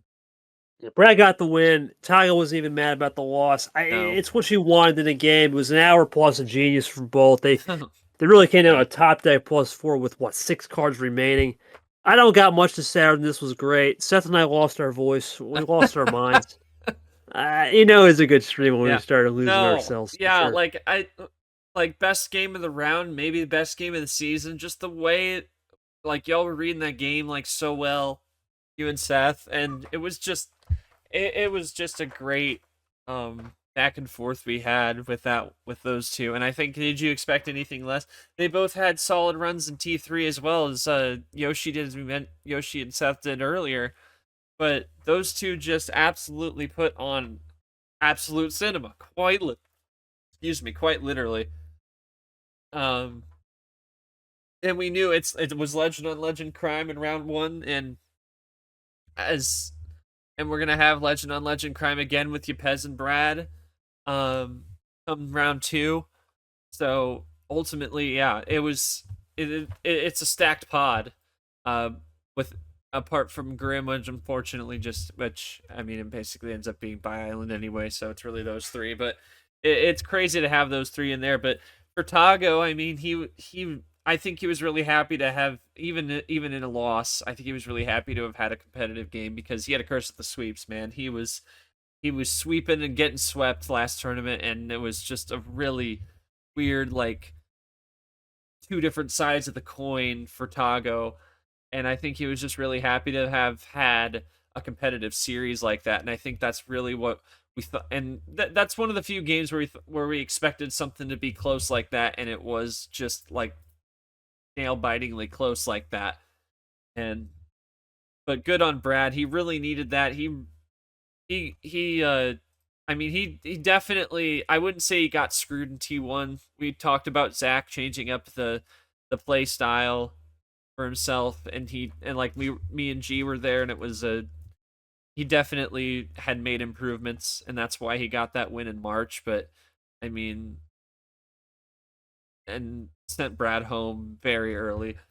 But and then obviously against Background, it's tough. That was a tough one too as well. But Background came out to play. He's really, he's showing he could have easily been in the D2 champ as well. It's just how the cookie crumbled back last season. But yeah, it's a huge one for him, and don't count him out. Even though he's 1-2, don't count him out of anything.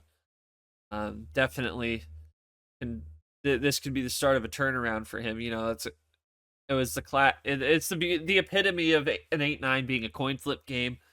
And now he's got a great chance to knock out Yepes, and it could raise questions here.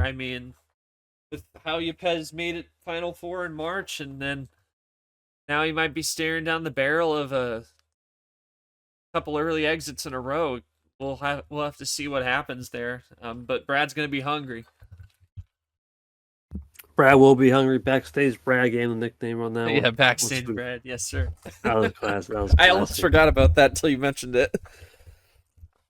Yeah, well, this next game was the second best game in the round. My home. Now, listen, everyone talks about Nam having confidence issues and he undersells himself. This is the one. I think there's a couple of guys in this league who'll never. I think the Brian.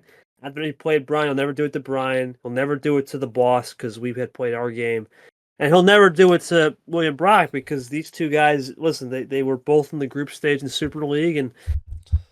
They played T5, and unfortunately, the two times Brock won, control the fade. I mean, the two times they played, I hate to say it, Brock was needing a win. Now was already locked in the Super League and was week 5, and now was just doing more of a dry run to make sure he didn't mess up the next round 12. So a lot of people thought, okay, maybe it's the first time they played, different result. Nah, Brock found a way in Game 7, and he faded the power play. With that 9.1% ABV thrown through him, right? Night. Night, KT. Night. Congratulations to Brock, 3-0. Night Stelly to boot. I mean, Jesus Lord. I mean, we talk about that. It's crazy. He needed it, though. He needed it, though. Thoughts on Brock needing it. And now 3-0 lifetime against Nam. Yeah. But like I said, a lot of those are asterisks. Yeah, and we talk about how, like, being a person the third time in your career is just so hard. Like, we talk about it, and it's a common cliche in sports. Like, when you get, like, a division opponent in the playoffs, and it's your third meeting, it's like it's really hard to beat him a third time. Well, I mean, Tapir did it twice in T2 with Sanford and Steven, but... And now here comes Brock with the third one. Obviously, it's an asterisk. This is probably the first time where both had their full weight on it. Like there wasn't any like reason to let up, and Brock really showed what he could do. And I mean, we'll talk. And he also showed that he can handle that 9.1%, unlike someone else who lost in this region. Yeah, we're not going to talk much about that game. We're going to kind of move on from that one. But yeah, congrats to Brock. No, I have no idea what Brock Camaro. We didn't see Camaro play. Yeah, it'll be interesting it'll be an interesting one, I think. Because let's face it, if Gman would have played, you think that right there it's another 4-12. Lamas gets the win. Toasty 4-12. We were thinking 12-13. There's no 12-13. This is the first one only. It's house money all over the place because, and I think we're kind of delving a little early on it, but it's kind of house money all over the place because Brock, Brock just came off his first win. He's trying to control that fade, make Super League, and Camaro obviously, he has the win against Sanford just in his pocket, and he has this DQ. I feel like he's a late season guy. Like he kind of made a run in T4 last year to really cement himself into D2 championship that ultimately landed him here. So I feel like at some point, I don't know if it's going to be this tournament or next, but at some point you're going to start seeing a lot more Camaros drifting for him because it's a signature gift that he posts when he gets a win. And I think you're going to see that. You're going to see that a lot more. I think if things go right for him, I think you'll see that a lot more in like T4 and 5, but I don't know. It's going to be a tough one to pick, man. It's going to be a real tough one. It's a lot of unknowns in that game for sure. Could be a crack show. Could be a crack show for other reasons. Yeah, definitely. We'll keep it rolling though. This was my last game I remember before I had to sign off with that late 10 o'clock Bo Leah. A lot of people had thought Leah coming in higher place seed.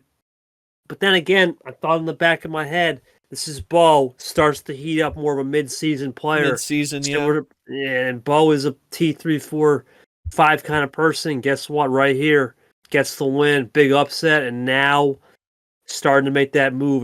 Gets, I believe, the second win of the season. Thoughts on Bo moving over?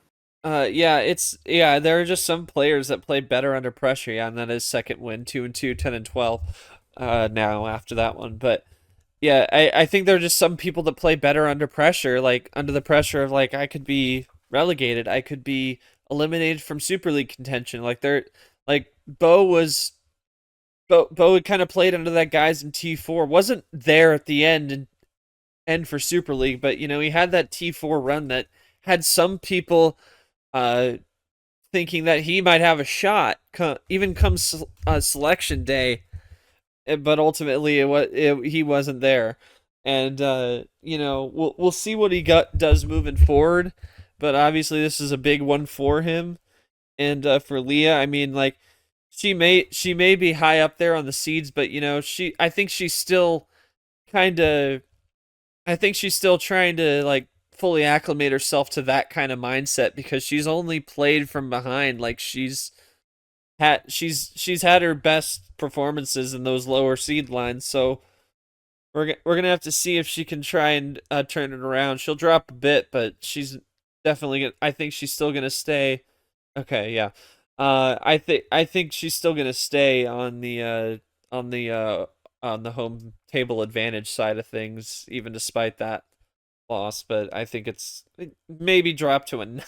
I don't know, but like I said, I'm spitballing with me not being the Too early. bracket guy here. Yeah, but it's too Yeah, early. too early to speculate. Too early to speculate. I'm not sure. Yeah. We'll probably dive more into that the S16 on where we start looking at that heavy. But we'll move quickly to this next game here. Congrats to Bo. Not much to say. Nick just whatever this was. I don't even. This is like I said, somewhat Brock can handle the 9.1 better. Yeah, I think that sums it up. Congratulations to Nick moving. Like I said, the next game will really be a test for him to see where he is off that Yeah. March win because that game was just whatever that was. Yeah, and I think for Eric, I think it's really can he prove that, and I think that's something we talked about when we first brought the bot in was can he, like, because he took Ashley 7, right, mind you. Like, I don't think he was. We know that he wasn't fully there, like, mentally that game against Nick, but I mean, he took Ashley 7. Like, he can, if he can find a way. It's just a matter of can he put it together to try and get over the hump, and that's something he's going to have to do. He's one of 6 in the 0-3 club. He's really going to be looking to get a big one in T4, and he's going to need it. Yeah, there's no doubt it's going to be more mentality for Eric. What's he come in with? He comes in that T1-2 mentality where he almost beat Ashley and was it Lane? Played really well against Lane. He's got a shot. If he doesn't, then like this, it's going to be a short season for him. The last 2 tournaments. We'll go quickly to these last 2. I'm going to be honest. Similar to Cat, I think Ari just couldn't find the rhythm on 5. Actually, found the rhythm on 5s and the 7s, but then, Chomik needed the win more. Ari kind of said herself, kind of outsmarted herself because we said in the past, when you have a split ammo player, you can't develop big runs. Arya likes to develop big runs and win games. Split ammo is the one key to stop that. And guess what Chomik did? Split ammo. And when you use split ammo against big run players, usually it's a success. Ask Chomik against Nam in Super League. What did he do? 4-2. And that changed his whole trajectory of Super League. Of course, he didn't win anything in Super League past round 12, but he changed his whole projection. And that's what he needed. Thoughts on Chomik getting the win here? And I still think trying to adjust to the league coming back after the break. It's been a difference. Arya definitely is still trying to acclimate herself, I think. I mean, she had that great game against Peter to start out the season in March. So she's 1-3, definitely capable of pulling a win out. But I mean, I think I don't know. I don't think this. It's early to say this, but just the way I've seen her play. I mean, she demonstrates the knowledge, demonstrates that she can play, she can hang with anyone, but I just don't know if this is going to be the year for her to like make a huge bounce back and book a ticket to Super League. and I don't say this about many people because anyone can get a win in this league. You know that, I know that, everyone knows that. But I think this is one of few people where and there's no disrespect to her. I have nothing against her personally at all, really. I don't know her that well. I mean, I wasn't here in 23, so I didn't know her at all coming into the season. And apart from what people have told me, and I just don't. I think you're talking about acclimating to the league. I think that's what she needs to do. She may be maybe she's coming back in 26. Maybe she starts to try and put something together. But I just don't know if this is going to be the year that she makes a huge turnaround, unless she breaks out a crazy run, which again, anyone can do. So, on the other side for Chomik, I mean, great one for him. Getting that fourth one, big one, and now we'll see what he does in round 2. I didn't really see him too well, but hopefully we just keep the beat going for him on all fronts. Yeah, Chomik did a good job. I think he really used that split ammo and deserved to win after a tough one to A. Rogers in T2. Last game, this is the old Sharpie smell overs, banana peelers, monkey discredit. God. The trap game. It was a trap game, and Monkey had to avoid the trap. He barely got really the trap could have. aboard. Really could have. There was moments I wasn't there, but there was moments I think it was, I don't know, maybe in the season. There was moments where, looking back, he could have lost this series. Yeah. This is gonna. I'm just gonna say this much. I don't have much to say about Chomik Monkey. This is a rematch. Chomik destroyed him 5-1 playing on a bus in T2. That's when the roles were reversed too. Monkey was the lower seed. Chomik was the higher seed. This is going to be an insane series coming up next round for ALP. Man, it's just been frustrating ever since that Peter Onjak and March Madness, whatever that was. That I guess the Alp Sanity run. It hasn't been the same ALP. I'm not sure where his head's, to be honest, but I hope it can come back in a game one day. Yeah, that crazy run again, like one of the first big Cinderella runs I watched, and I think that was just, and that was the one where we were like publicly admitting that the seating was kind of messed up, but just because of how and again that was because everyone was playing poker, and but ultimately, I mean, it seemed a little concerning. The last loss, he was huffing Sharpies and singing in sync and crap. Like, that was just, at the end, it was crazy. And then this time, I mean, I wasn't there for this one, but yeah, it just I just don't I just don't think it's there for him, and he I don't know if he'll what his season outlook is, because it just seems like keeps running into a wall. And he said that out loud at the end of the game, like that, not those words exactly, but basically that way, and just having a rough go at it. And I just don't know. He's got to find a way to turn it around, and I just don't know what that might be. I don't have an answer for it, because he plays such a weird style of 5, 15. He goes full to no. He goes full, sends, and then I don't know, +4 flex finish. I don't know. Maybe start with those antics. Just get the win. Maybe don't try to be too fancy with it. Right? There are some guys in the league that do fancy finishes, but +4 to end it. He's the only guy to do it now. We had that a little bit. Ironically, Rip, he was the other guy that did. He's kind of bailed on it. So I don't know, man. It don't look good for ALP. Well, we'll go to the next topic, man. It's all you. This is usually the D2 topic, so it's usually D2 with G, but it's D2 with short. What do you got here, man? What's going to be the roundup? I know we're not finished with the round. We're getting close. Got some games we're still trying to figure out. But we're in the back quarter. We're in the last quarter of it. So, I feel like what we saw a lot in T2 was a lot of lot of new guys, making a name for themselves, and I think we've seen that to a lesser degree.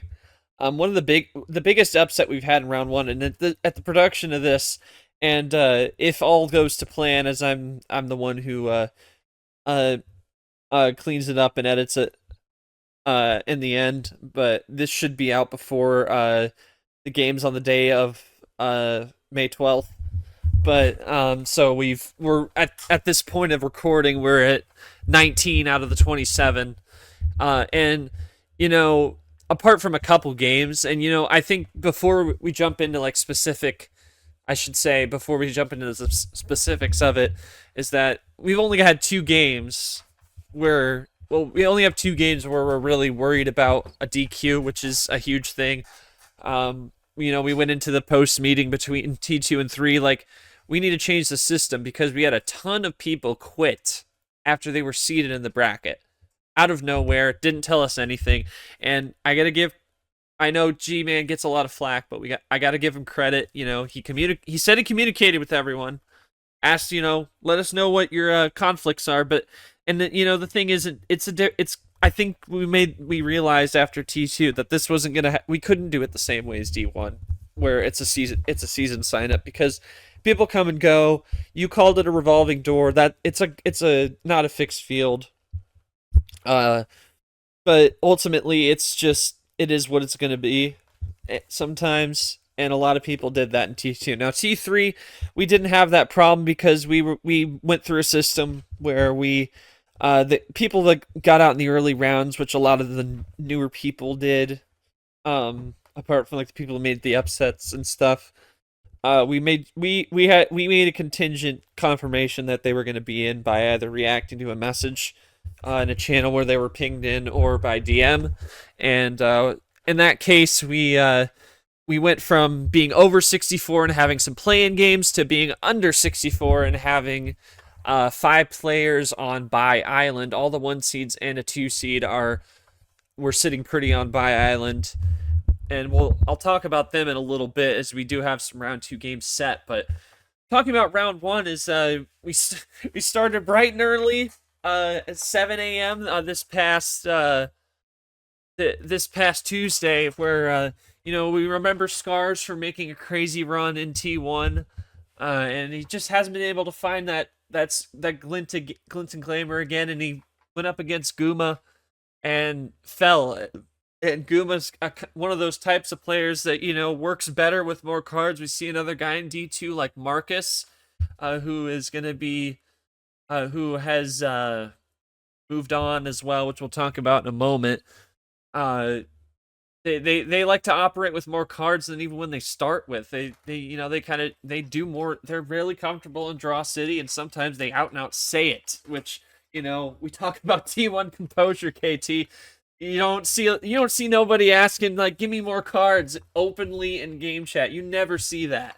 And it's really a whole different kind of mindset. So, I remember him playing red in T1, Guma, and it was working for him, but then red kind of caught on and found a way to limit him, and that's when he got the win there.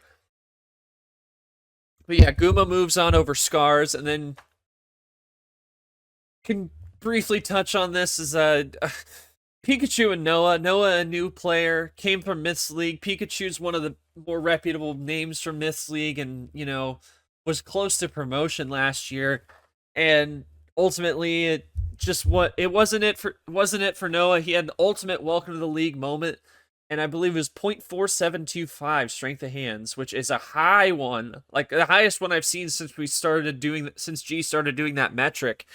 And it was a sweep. It was just ultimate welcome to the league moment for Noah, and there really wasn't anything to do about it. Crazy win for him. And then the last game of opening day was myself against Smoky Clink Green, and I'll say I kind of touched on it a couple times in the episode already, but this was the crazy series. From the eyes of myself, it was Clint was 7-10. He was the 7, I was the 10. By the way, Pikachu Noah was a 3-14. Scars Guma was a 6-11. Those guys, those seeds respectively. But for me, I'm trying to I'm trying to get on the winning track. I want to be in D1 in 26. That is the goal. I don't try and like focus on it too much because I don't. You always gotta focus on next game, not what's down the line the next year. Um, and I think everybody should take that to heart when they're on the table. And I went out there against Clint. He went mid to low tier, and I just got rocked my first two games. Nothing I could do really much. I mean, I played mistake free in my opinion, and ultimately he had 2-0 on me. And then I went to my start, and I went higher, got the game 3, and then we went to game 4. He took that one from me, so I was down 3-1. Go to game 5, and I was worried because I think most people realize I'm not that great in low tier. I just have not had the luck on my side in low tier. It's hard for me to operate. I operate better with more cards. But not saying I can't win on low tier ever. Sometimes things go my way, but a lot of times, you can be more methodical in the low tier or the high tier, mid to high tier. Play a bit more strategic. We talk about that in D1 a lot. How all bets are off in 5. You can never guarantee anything unless you're a guy like Cap. But again, look what he was smoking with the 15s. But I had a moment in game 5 where I was fishing. We'd switched over color, and I switched over to green at one point.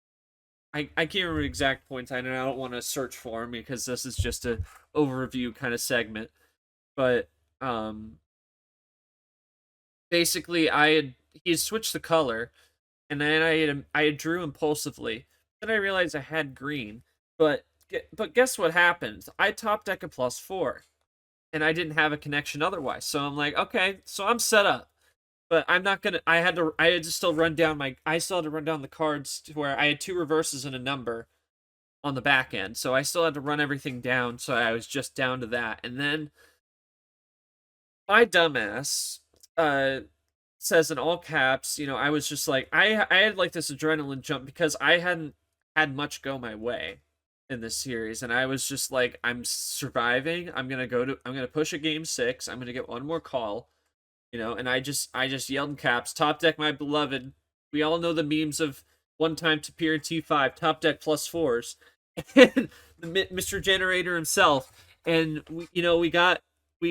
and then I mistyped the +4.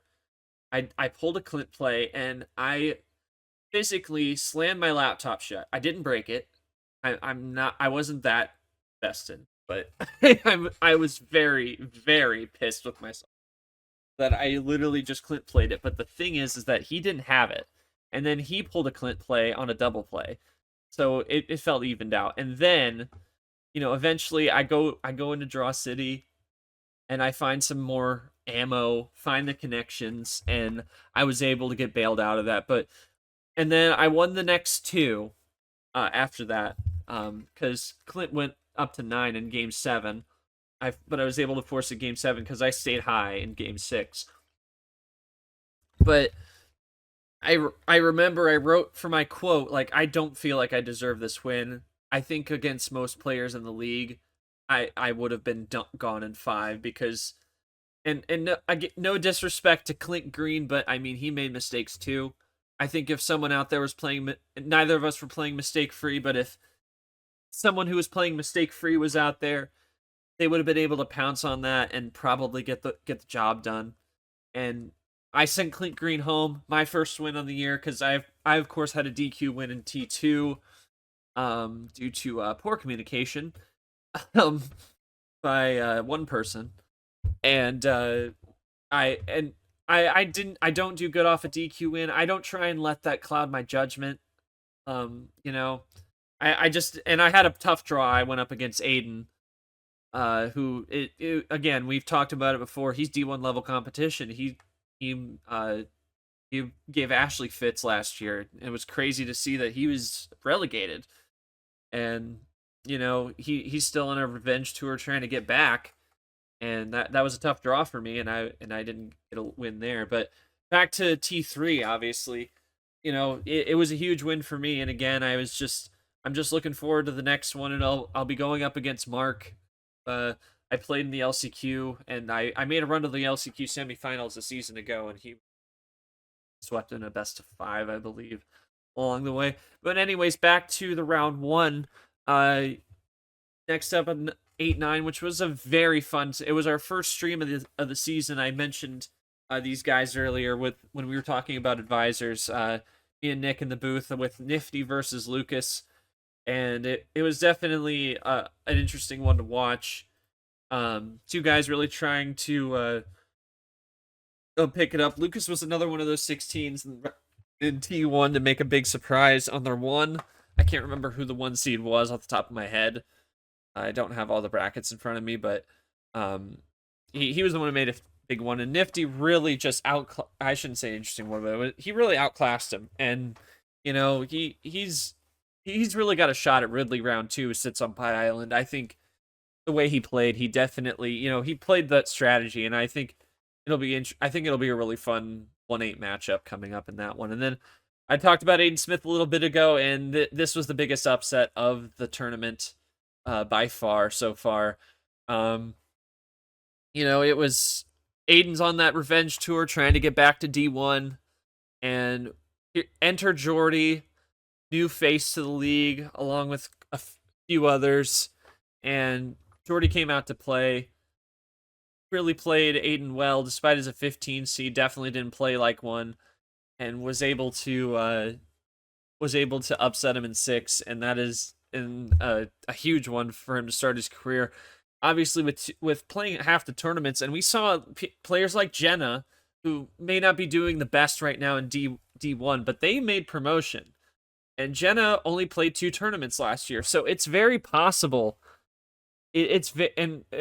Admittedly, she made a run through an LCQ that the cut line's much higher this year. It was only 2 wins, so it was a lot easier to get in there. So I guess you can talk about like postseason, playoffs are about who gets hot sometimes, and that's kind of what Jenna did.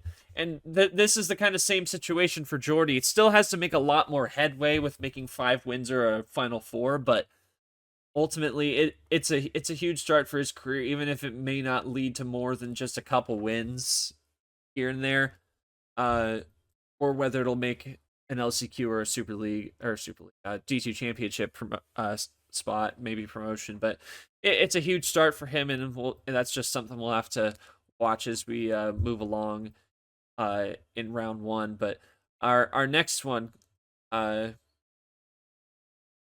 Arnhem and Atomic. And Atomic was another one that made some splashes. Had a close one with Aiden T1, but Aiden was on a heater in T1. And Arnhem's had some solid runs too. He's that was one of, I believe, that day on the 7th. That was every favorite seed on the 7th that played on May 7th was in line. If they won, they made the LCQ. Aiden was one of them. Arnhem was one of them. We'll talk about Red here in a second, as well as Cody Smart. All of them were in line to if they won they were in line to get their 5th win, which locked them in to a spot in LCQ. And Arnhem was one of them. Aiden was the only one out of those 4 not to make it. Arnhem got the job done against Atomic in the drought region, which it was a damn good one for not being streamed. Hell of a series in a 7-gamer, and he'll move on. And then of course he had Red, who has really started tuning into the league. He really came out swinging since he got in the ref department. He's really been tuned in. Played some Grimland events. Played in your KT Classic event, and he went up against Blake, who has some Uno experience, and gave him some fits. But ultimately he had and it was another 7-gamer as well. The drought region is completely, so far as the recording of this, the game 7 region. Every game in the drought region has gone 7. We had Sam versus Cageus on Friday, went 7. Cageus moved on, who of course I think he took out Clint in T2 after he made his first career Sweet 16 in T1, and he'll play Joao, who sits who was fresh off the 14 seed Final Four run. Him and Jay Money both sitting in the one line after making a finale appearance as a 14 seed, a 14v14 finale. It's just that was really a showing of the new faces. League. Joao also coming in clutch on the ref side as well. And then of course you have Cody Smart saying Titan as he goes by in the D2 competition. But we all know him that way. And he was able to get. He was, he definitely worries a lot about what will go down in his games. What matchup he will get. He drew a rookie and like he thought got Hole, and Hole definitely gave him a tough challenge. He did win that one in 6, but definitely had some close ones. And Cody was even admitting in voice chat like if he loses this, it came down to my aggression level. And but ultimately he was able to get it done. Had the last laugh in that one. And then you move on to what was a big sold out 8th of May. We had a couple streams on this day. Me and Nifty making his first appearance in the booth. We had a rare one. It was at 5:00, but it was Uno After Dark in England, and it was an all English battle between Ninja Jax and Ryder, and that was a very fun one to call. Me and Nifty even getting some questions in, being a little sideline reporter, but it was definitely 611 Broner. It was it was a 6-gamer, and that is the only upset in the region. Ryder had the win on that one, 11 seed over the 6. And ultimately I think, Jax admitted it himself. He was playing a little more for fun, and I think I don't know if his head was fully in it as much as Rowdier was. Now, Jax obviously was one who made a 16 seed run in T2. This was their first stream for both of them, or Jax may have been his second, but it was first for Ryder. It was first game for Ryder, so he's 1-0, and that is a huge thing. And again, playing with 2 less tournaments like many are, trying to get to the same goal that everyone that's been here since the start has been trying to make. So Ryder's definitely off to a good start, and we'll see what he does come round 2. But it was a fun stream. There was lots of jokes all around, lots of fun commentary, lots of fun games, and ultimately, good congrats to Ryder on the upset win. Then you move on to Bob Ross and Snipers. A bit of a weird one. It did go 7 in that altimeter region. That would be for the region 1 with J Money as the 1 seed awaiting. And that one was going non-stream parallel to us on the stream, so didn't really see the full context of that action, but it was definitely a close one. It ended up going 7, but the 7th game was a little delayed because it went on longer than Bob Ross had expected, and he had to do something for an ORG he was doing. He had to do I think he had to do a tribal council or something. But then they came back, played game 7, and Bob Ross prevailed. A couple of interesting ones as well. He had Ami and Kane. Kane just still he's one of those players like we see in D1 having real frustration. Hasn't been here since the start of the season. Just hasn't been able to find that juice. He's 0-3, and he's just struggled to find his breakout kind of game. And again, one less tournament in D2 than D1, and he's only got one tournament left to make something happen. So, but Ami moves on, and I definitely think, and I think Ami definitely had to have felt some empathy for Kane, because Ami was once in that situation. Ami's really broken out and found his way, because he was really on the struggle bus in 24. Wasn't really able to do himself. And it's another guy like that. Luke didn't have a crazy great season. Made the LCQ, but didn't ever make the D2 championship, and now he's a tournament winner. So a lot of turnaround stories from people who've been around here first time. Also, Geo comes to mind, who's sitting on Bi Island after a Final Four in D2. So lots of faces that didn't quite make it now are getting their shot. This one was because we had a stream delay, this actually started before the last stream of the day. This was supposed to start 45 after, but we had to delay an hour because of travel delays for Myhill, who played J Gibbs on stream. Leah making her commentary debut that night. Emmy and Delemon, we played the entire stream and they were still playing a 41-minute game one. It's starting to turn. We talk about Rana Uno just being cracked and like just Hosier off the out like gone. Emmy Uno is like very slow, very yappy, but also like a lot of strategy.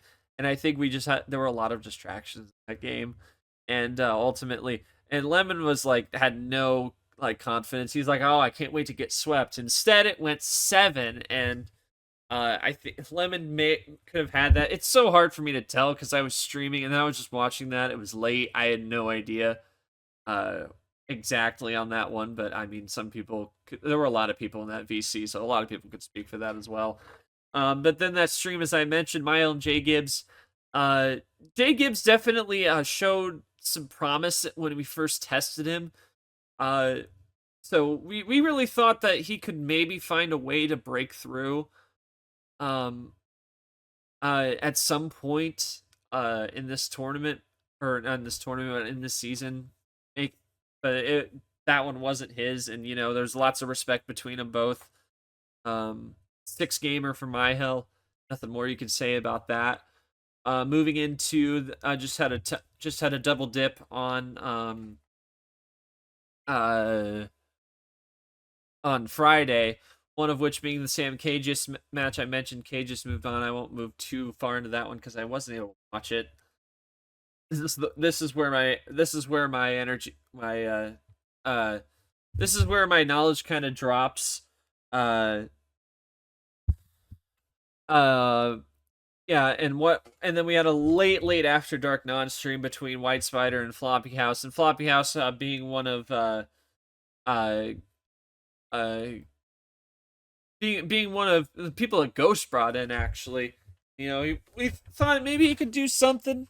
We weren't really sure too much about it. It was a 215. White Spider just had his bounce back after getting humbled in round 1 of T1.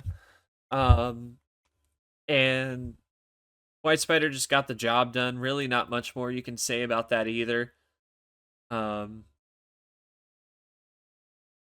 was a 4-1, and he'll await either Rune or Night Archer. I'll talk about that in a moment. But also talk about and then we moved into what we just saw on Saturday. Had a 4-pack of non-streams. You had Marcus and Tevin. Tevin, I mean, he started in a play-in scenario and he had a shot, and now he's moved up to a 10 line, and Marcus obviously had a good T1.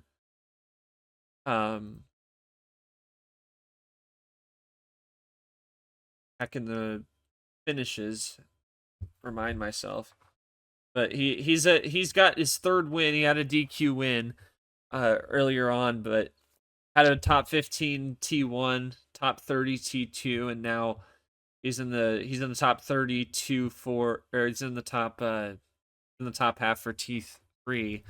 So definitely in a solid spot. He just needs to get a couple more wins on the board to really cement himself. 2 wins from LCQ. Got it done against Tevin, who, I mean, he's been hit or miss, but I mean, he's definitely seemed to be very involved. But a 7 gamer as well for those two. And finally on the ones that and a couple more on the ones that have already played. A couple non-stream winners. Those ones I'm not gonna really say. These ones I'm not gonna say too much. These 3 I'm not gonna say too much about because I really wasn't tuned in for a lot of it. But because that day I was moving out of school and being with my girlfriend for her birthday and everything. But Luke had his bounce back win against Jackson. After he had a little bit of tournament win hangover. We've seen that happen with a lot of players. Tapir comes to mind. Lots of different guys have had that happen.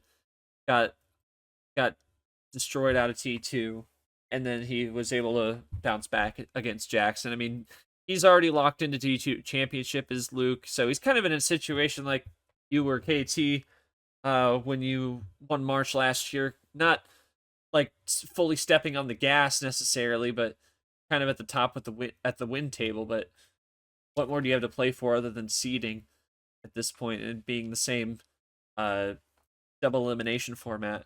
And then you had a couple up 11 over 6s. You had Mazuwada, newbie, going up against Jamie, who has had some feast and had some famine this year, and ultimately Mazuwat just got it done against Jamie. Let me check the score on that.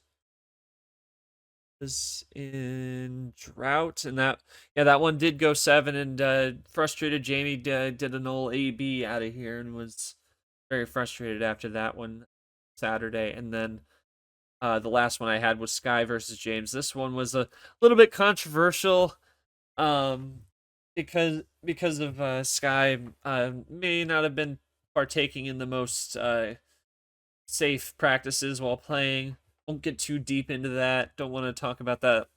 Don't want to make any word on that on the podcast. But it became the longest series across divisions ever, topping that 2-hour 20 game from 2023. But ultimately, it turned out to be James who got a big bounce back in that Cyclone region. Another 4-3 win there. Now moving down to the last we have scheduled. We still have 3 games that are up in the air. Sunday we were supposed to have a game between Evan and Breath, but Breath did not show. We were working on getting a new time for that. What happened with Breath? We still haven't heard from them. Tomorrow or today, I guess we're posting this Monday. Today we got a double dip, and we start with Taco and 6. Taco trying to trying to bounce back as well to a degree. He's at 3 wins. He needs 2 more for LCQs. Had a DQ on his belt, so he's really just trying to last time out had the rematch against Shadowhunter, which was not intended to happen. Unfortunately, that was an oversight on our part when we were making the bracket, but had the rematch against him, and now he's trying to bounce back against 6, who's had some Uno experience, but this is his first game in MRE Uno, so we'll see how he does there. And then, of course, we have the first of 3 straight streams over the next couple days, and it's Cap Gaming and Marbleside, which Cap wasn't even supposed to be in this tournament, had a little oversight with communication, but he's going to play regardless, so I got to tip the cap to him. I appreciate him, being willing to continue even though there was a lapse in communication. And he goes up against Marbleside, who another newbie out there, looking to try and make a name. Cap, who it doesn't quite play like our D1 captain, but he's at 3 wins as well, and an even 16-16, and he's looking to try and carry the D2 torch for the state of Washington. Maybe make Bad Brad proud, who knows? But he's looking to try and keep building that platform, try and keep going, despite the circumstances. That'll be streamed at 3 o'clock Monday, and the Taco 6 game will be non-streamed 1 o'clock Monday. And then on Tuesday, we have a triple header, and those are the last we have scheduled. I mentioned the couple of games that we still are waiting on, unfortunately. The second to last stream of the round will be Rune and Night Archer, a 7-10 game from the Altimeter region. That is the for the top region, the region 1, which also Cap Gaming Marbleside will be in that region as well. The winner there will get Emmy, who I mentioned played that long ass series to move on. Rune and Night Archer will get White Spider, whoever wins that one. Rune, is trying to get back to form. made LCQ last year, wasn't able to quite get it done. He's trying to reform a little bit. Sits on the 7 line. Could be a tough matchup for him. He's looking for win number 2, Night Archer. Had a DQ win and then lost right out of the gate. DQ out of a play-in because someone quit. For who, and I don't want to bother to look for it, but had a close 7-game loss. I can't remember who against, but I'll actually check that for sure though. I would like to have that correct on the record, but oh yeah, no, he lost in 6 or 7 to My House, who was a 1 seed, so he came out as a 16 after DQ'd of a non-existent play-in the end, but we'll see what he can do against Room. Definitely a favorable game. And again, that will be streamed Tuesday at 2 o'clock Eastern Time. And then at 5, the final stream of the round, it will be another coin flip 8-9. It is Wes and Puzzle Dan. Actually, I think it might end up being 6, unless I already adjusted that, because I know I asked for an hour earlier today, but yeah, 8-9 game. Wes has been kind of feast or famine as well. Puzzle Dan, he's very tuned in. Comes to a lot of D1 games. Gets very tuned into the action. Of course, started his career with a 15-2 upset. We'll ultimately have to see what this one does. I think this is a big prove it kind of game for both of them. Prove who's for real. Puzzle Dan sitting at 1-2, 7-9, looking to try and make more of that one upset win over Sky that he had earlier in the year in T1. And Wes sitting in the same position, 1-2, trying to make something go right for himself and see how that goes for him. But that'll be the last stream of the round. And then the final game that we have scheduled at the moment will be for Bree and Tanya. Bree obviously making the Final Four in February Flurry. So she's one of the few that's got less than 5, excuse me, because there was a DQ, less than 5 true wins. I should say all the wins to get LCQ do not include DQ wins. So when I say you have 5 wins, you say you've won 5 wins on the table, not by forfeit. But yeah, she's a rare case where she's 3-2 in games in series she's played, but has made the LCQ because of a DQ win. But she's looking to try and get a bounce back. Hasn't really done much since then. Looking to try and come back and win against Tanya, that was someone Leah brought in. And she's only just gone 1-4 in her first series, looking to try and make something happen. And then again, I'll mention this briefly. You had the 2 games between Rana and Dia.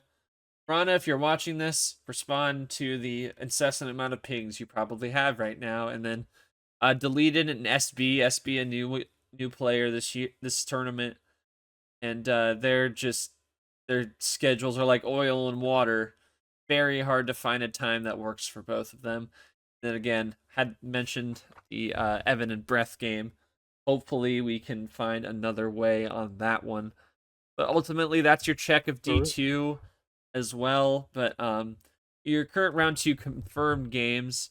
J Money versus Bob Ross at the top of the Altimeter region. Luke versus Guma in the 3 versus 11. The Barometer region, you have Ridley versus Nifty, 1 versus 8, 2 versus 7, Saiyan and Marcus, 3 versus 11, Pikachu versus Ryder. Geo still awaiting his opponent in that Cyclone region. He'll get the winner of that West Puzzle Dan game. Jordy is awaiting the winner between, let me check that. Jordy went between Evan and Breath, who didn't play today, so I wouldn't have a game otherwise. And then Ami and James will face off in that Cyclone region. Myhel awaiting his opponent between Bree and Tanya. And then 3 out of the Drought region, Joao Cagius, Mark, and myself, and Red and Mazua. We have just 5 games scheduled currently over the next 2 days. Hopefully we can get a new time on Evan and Breath. And again, the other two are just tough to figure out. But I'll tell you, if Rana and Dia don't play, Dia will definitely move on. I can make that assertion for sure, unless we hear from Rana. And obviously deleted an SB. That's something the team is going to discuss. But that is the check of D2 right now. And I need a pause for water. Well, man, we're gonna go through the games here real quick. For those of you who just I'm don't like know, serious. I need to get water. No, you're good. For those of you who don't know, it is 12:30 in the morning. I am, I lost track of time. I'm dozing off. I'm just gonna go through my picks and then we're just gonna call it a night because the last topic was Super League. All I'm gonna say with that is who is a mover and shaker out of it while Short does his thing here. Obviously, the biggest movers with that would come down to resume. No one really got a resume building win because the top seats were just playing quad 4 guy. If there was one guy I would say that kind of got one, maybe it's a small stretch. It actually could have been background maybe because that was quad 3, and actually to an extent Yoshi because Seth was quad 3. That's all I can think of. The rest were just business as usual wins. I think the bigger story is now we have 52 guys that have won one game. That's the bigger story. I don't want to discuss that right now. Yeah. We'll probably look at that into a future episode when G returns. I'll comment on that briefly, is the fact that I think maybe after round 2 is more of a relevant time to talk about that. Talk about more Super League implications to it, because again, we're not even at the midway. We're approaching the midway point, but we're kind of there. And I'll make that full disclosure, as Katie mentioned, that it's 12:29 in the morning for him right now. I really gotta give him credit. This is, I'm not saying that I did this on purpose, but again, we go back to the topic of it's this time of year. G's usually be sitting in this chair, but he's traveling, and I was moving out of school this weekend and get in finals. And KT was busy too. This was the best time we could find time to do this before round 2 started. As if you're watching this on the day it was posted, we have a 5-pack of games with 4 of them being streams coming up today. So it was the only time you could really get it done. So yeah. I'd like to. I know it's not my fault or anything. I know you won't blame me, but I am sorry for having you to do a podcast this late, Kay. Because it's no better for me. I'm a crash out, but And again, like Super League, in terms of Super League, I think a lot of people playing quad 4. Like the only Super League implications you could maybe take away is the Brad Tago game. Like that was the really only one where I could see like any kind of implications, despite Brad being 0-2, but you never know what to do after a win like that, right? So it's like it is what it is. So but ultimately, like, we have busy lives, I think, is the point I'm trying to make, in terms of the fact that this may not be 100% KT at the end here. And I'll sprinkle in some thoughts on the games here, as well, as I've gotten a refill in my water after going on my D2 soapbox here. But yeah, that's the feeling Super League. And again, not ideal circumstances, but it's just a crazy time. So let's talk round 2. Make it quick. I'm gonna make this quick. Sanford G. I'm just gonna read them off. I'll give them just 4 games. I'm just gonna go. You can kind of finish it up. See, I'm being serious. I'm about passed out. Okay, I got you. I should have been in bed 2 hours ago. Anyway, point is, I know. Don't we all know it? Boss can't like this late stuff. Sanford gets the win for 3/4 CPU. My logistic behind this is we're not in the 4-hour play era. I can see where the CPU's coming from. G's not also really 100% himself. Yeah, like he's gonna be playing from Spain, man, or has he left for Spain at this? No, actually, he's still in NJ, but I think he's leaving the next day. Like, yeah, he's getting ready to go. Yeah. Like, yeah, so it's Yeah, not a it's not- perfect headspace, but I think it'll obviously the rematch implications too. It's gonna be an watch. I mean, if he's if he's anywhere near the right headspace, it's a fun game. Yeah, we'll keep it going here. CPU going with Sanford 4-3. Carson Ard, I believe the CPU went with 4-2. I'm just gonna go 4-3. I'll stick with the CPU. Though I'm not gonna lie, if I don't want to see my boy Ard win, this is a guy that it's a good story. He's not had a good year off the table, and to be honest with you, even on the table, Yeah, no, it's been pretty yeah. rough. Yeah, So pretty it'd be rough cool all to see him around. win, but it'd be cool to see him win. The problem is Carson. I know what Carson likes to. He'll go 7. He'll go 8. He'll go 9. Basically, William Brock, and he doesn't do fades. He just does a lot more plan A's, and that's tough for Ard. We'll see if Ard. Yeah. I think the only thing that could break Ard's way is how does Carson do after getting a little unexpected time off from the DQ? That's about it. That's the only thing that I could think maybe could work his favor, apart from like the things you just talked about. I don't know. That could be the only thing. Is Carson too rusty, and how quick can he knock the rust off? That is going to be the key for him, because I think once he gets going, I think he can get it done. But I mean, who knows? Ard in the headspace for Ard, just don't know for sure. We'll just have to see how things go with that ultimately.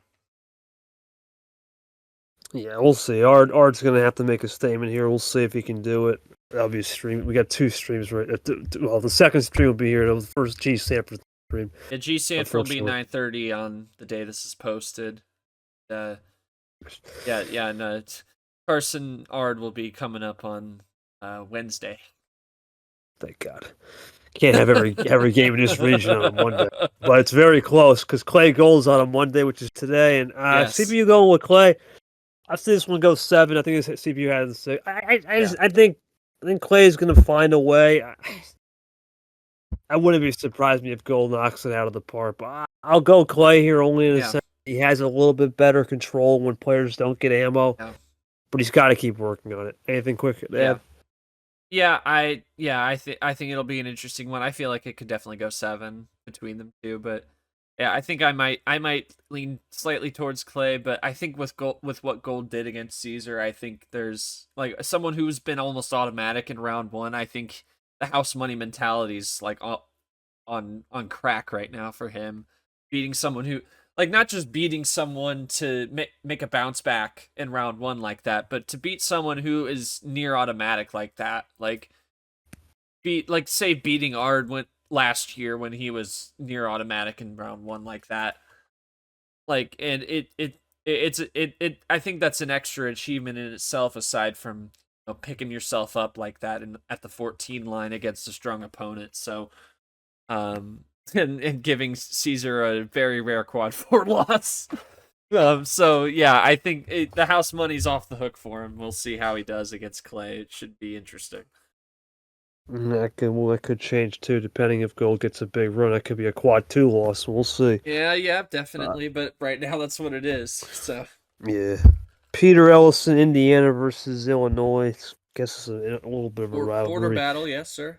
Border battle. I'll go Peter here. I think Ellison could have a little bit of a more time. I think Peter's number efficiency is going to be enough to get him the win. What do you got? Yeah, I think again, house money, just like Gold for Ellison. But I think Gold has a better shot than Ellison, but like just because of the matchup, and also because of Gold's experience at making runs. So I don't know.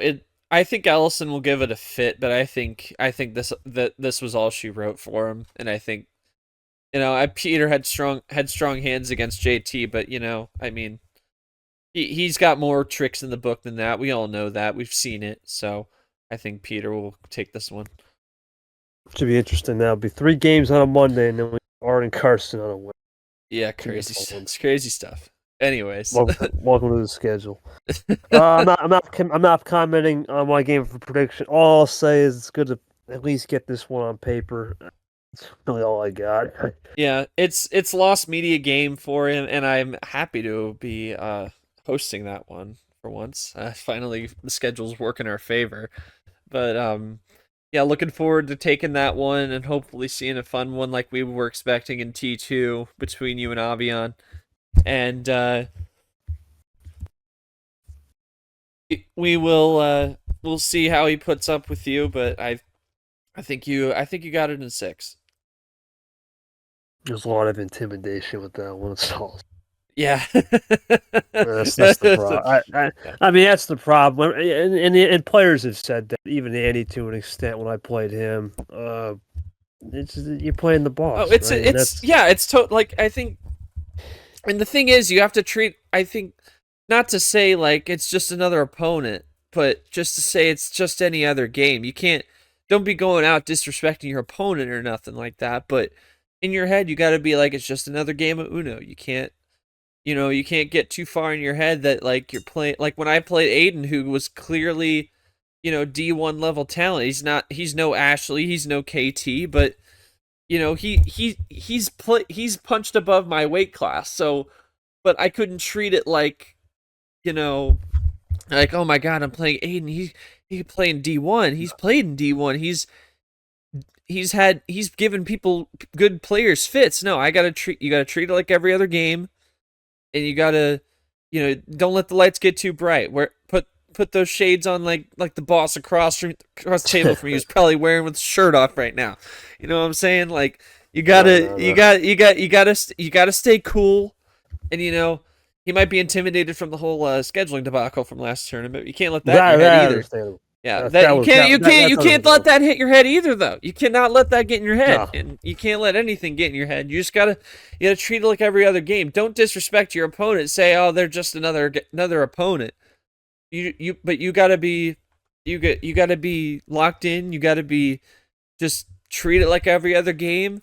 Play your game, and maybe things will go right for you. But I don't think it's gonna go right for him. I think you win. Yeah, in the moment, I understand why you could be scared. When I got to that talk, I can understand. Oh yeah, that's the only thing I think I would understand that he'd be scared about. But I'm more talking about like the bright lights of playing a top player. You can't. You gotta do it in Super League eventually. Exactly. Next game, Tapir Ghost was a rematch with T4. Tapir won. I'll go with him here, but my confidence is low because Ghost has more reps now, and Tapir, I hate to say it, he's kind of in a situation where he really has never had bad scheduling ever in his career, and this DQ is unfortunate. Reminds me a lot of Carson. Will he have a little rust? I'll say he wins, but it's going to be closer than people think. I'll go 7 Tapir, closer than people think. Yeah, and I think that, I mean, this is, it's tough. For him because I think this is going to be a crack show, first of all. Like, we all know this is going to be a crack show. Like, when foes like this meet, like when we saw him and Cap meet, when we saw Ghost and Cap meet, and if any of these guys meet Hockey, it's going to be that kind of thing. It's just going to be a fast crack show, and I think Tapir does win, but I think it's going to go 7, because I think Ghost is going to find a way to make his methods work. And honestly, I can see this as being one of those kind of series where the home player goes 7-0. I think it's very possible that like whoever's got the home table, I think is going to control with their strategy. Like Tapir can play into the fast pace that Ghost does, but I think he's also going to try and force him to be patient. I think he's going to try and force him to push him into Draw City a little more. Meanwhile, Ghost is just going to want to run, and I think when Ghost is on that tail, I think he's going to have a little bit more control of that. I think for Tapir, I think it's going to be if it's not the home player going 7-0, I think for Tapir, I think it's going to be can he make that pace control maybe a little bit? Maybe can he pull out some patience on the road is going to be the question. And I think for Ghost, I think can he make that? I think it's going to be whoever makes it go on the road. Like, if it's not a home 7, if it doesn't go 7 and Tapir wins, I think he's gonna find a way to make some control happen on the road. And if Ghost wins and if Ghost wins at anything, because that means he won a road game. In this scenario, I think he's gonna have maybe run Tapir out of Dodge in one of those games, whether it be home or away. It'll be an interesting one. It's definitely going to be a cool rematch to see for sure. Yeah, With definitely. those two, I believe it's a top 25 game too, so that's good to help. Oh yeah, little juice on stream, 10 o'clock, I believe, Tuesday.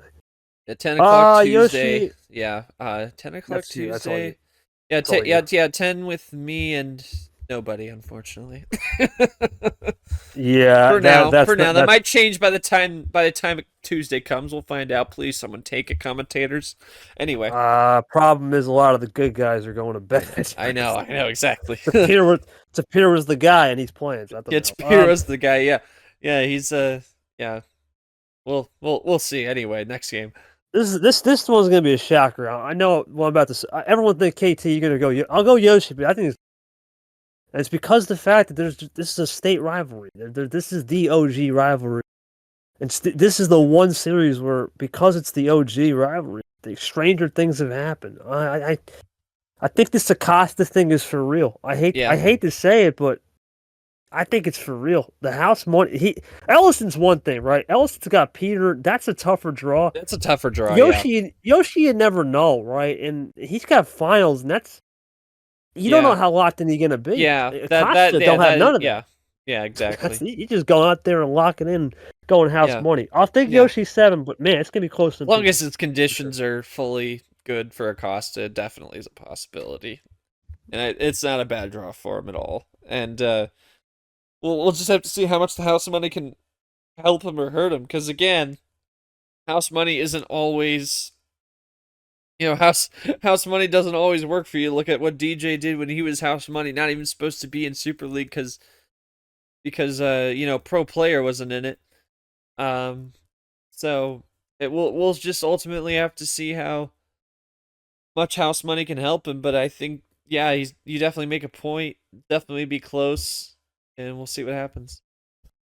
Well, the last game, it's funny how the popcorn's all Monday. This one's the end of the round, Thursday, all Thursdays and Tuesday nights. Vapor Ziemba, this is probably going to be the best game of the round for this region, more than Tapirco. Here's why, because I think these guys actually have a lot of admiration. Remember, this is a T1 guy, but yet Vapor played T2 in 23 because he didn't play T1. Ziemba's they've been around the block. They know each other a lot. I think this actually might have the potential. Ziemba's a guy to really switch a lot. Vapor likes to switch a lot. This has the potential to be the best game of the round, honest to God. I'm going to go Vapor in 6, only because he has a little more experience. I'd say so in 6 as well. I think I think it'll definitely. I think it'll be a close 6. I think it'll be a 6 that many would think would go. Many could have easily seen go 7. But we'll see what goes down. But I think Vapor gets it done, and this could be a big. I think this could be a signature tournament for him. With he's got a reasonable path to the regional final if he can get out of this one. And could be a potential fun one against you, or maybe Tapir, Ghost, Abia. Who knows? But that's looking way down the line. But again, too I only say so because I think he's got a decent path if he can find his way through this one. We say it's looking down the line, but then in 10 days the round of 16 is over. It's like, yeah, but it's 10 days, but it's a lot of Uno. It's a lot of games. We move so quick up here, but Myth Goldie will go to the Slushie region. I think Goldie actually will put up a fight, but the problem is this guy it's Myth, man. He's gonna go 5-8, and you know how it is with him. It's just the games are 30 seconds. I don't know. I think Goldie will actually put up a fight. I'll go Myth in 7 because I go with the CPU. I think it said Myth in 7. I'll go 7. Let's go 7. But I just think Myth, if he's gonna trip up, it's gonna be the S16. I don't know if it's gonna be this round. What do you got here? Yeah. I'll say this. I think Myth is the weakest one, if not G. I think if G wasn't about to travel and graduating college, I think he would be. I don't think it would be a question, but I think, and then no disrespect to Myth, but I think I think this is the best 1 seed draw out of the 4, in my opinion. Because Myth can Boomer bust. be boomer bust. Yeah, not I was gonna say hit or miss, but I think he's more boomer bust. I JT think. style boomer bust. Yeah, boomer bust. And I think for Goldie, who's trying to really make a name for herself, had a huge win for herself. Maybe not ideal conditions for drip. Never ideal for conditions for drip anymore. I don't think. No. But it's still a good confidence booster for her, and I think trying to build on what she's been doing this season, and I think this could be the time, and I think I'll pick her in 7 on this one. All right, that's a good pick. That's a good pick. I'm not really gonna give much amount for. No, just keep it going. Keep it rolling. Toasty Lamas. I'm always gonna root for Lamas deep down. It's my brother. I'll go with Toasty in 7 only because the CPU says. I think if for Cody, if he can get Toasty off his crack shell, can understand some of the looks he has, he could actually put this in the. So I'll go Toasty in 7, but I'm always rooting for Cody. What do you got? Yeah. Yeah, it'll be a crack show for sure. But I mean, I think if it's anything near old school like it was against Lara, I think he's got a good shot. I definitely think he will. I think he will definitely put up a fight in any case. But I think Toast is gonna have it in 7. Should be a good one for sure. Lane Hockey. I don't know what to think. Hockey will not be playing. Hockey ain't gonna be playing no quick player. Lane is he's more medium pace. He's not really the quickest guy. Slow, he's not slow, but he thinks through it. I think ever since he's changed to that medium pace, I'm gonna go Hockey. We'll put up a fight, but I got Lane. I think the fact that he's just mellowed out and has really been really composed this year. Oh yeah, and we talked about it in his round 1 really recap. Good. Yeah. Like he's really like he can still, like I said, he can still get pissed with things, and he just wants a winning environment ultimately, and I think he's gonna keep that going. I think it's gonna be Lane in 6. I think, and I don't even think Hockey would be here had Cap been smoking the 15 joint. I really don't know where that came from. But I've talked about it earlier with him, so no disrespect to Hockey, because he didn't want that either, that 15, but he was able to get things done, and I mean, and maybe he proves me wrong in this round 2 against Lane, but I think Lane gets it done in 6, but I think it'll be a very close one. 6. All right. I'm going 6 there. All right. BC Mac, make it quick. I'm going to go BC. BC and what? BC and 6. Sorry about that. I think Mac is seeing the cards really well. I know the life issues. Honest to God, I think I'm not going to explain what is it life. This is more of an escape from reality. This almost reminds me a lot of the Allen situation a little bit. Because of that, I think he'll play very well, but I think BC wins. Mac, I'll say this, if Mac does find a way, though, he knows he's seeing Lane around the block. And especially if it's Lane, it's not going to be easy for Lane next round. Mac's got a shot here to make a deep run, but he's got to get through BC. I just don't. I don't think he does, and I think if everything goes to plan for background, I think he'll probably get it done. But obviously, played one less game than a series because of the strikes to Radden, but so we'll have to get that full 4 wins, but I don't think that's going to matter too much to him. I think it's probably going to go 7. I think Game 7 Pac Johnson is back in round 2, and I think again it would have been 1 and 7 or 1 and 6, doesn't matter. But we talked about that, but I think it's going to go 7, but Pac I don't think is going to get it, but would not surprise me if it went his way. Should be a good one there. Yepez Brad rematch at T4. Yepez won that series. He'll win again. I think the only thing with Brad coming off a perfect game, like he came off a perfect game, right? He came off a perfect game where it was. You can't ask for anything better for Brad. Yepez off a DQ. I think this is the one case though where Yepez has Brad's number. It's a legend on legend, very rare. Legendary pod, dare I say? It's definitely Screw Grim. It's definitely three legends in a pod right there. I'll go Legendary. you Pez 4. I'll go you Pez Sin 7. I'll keep it. What do you got here? Yeah,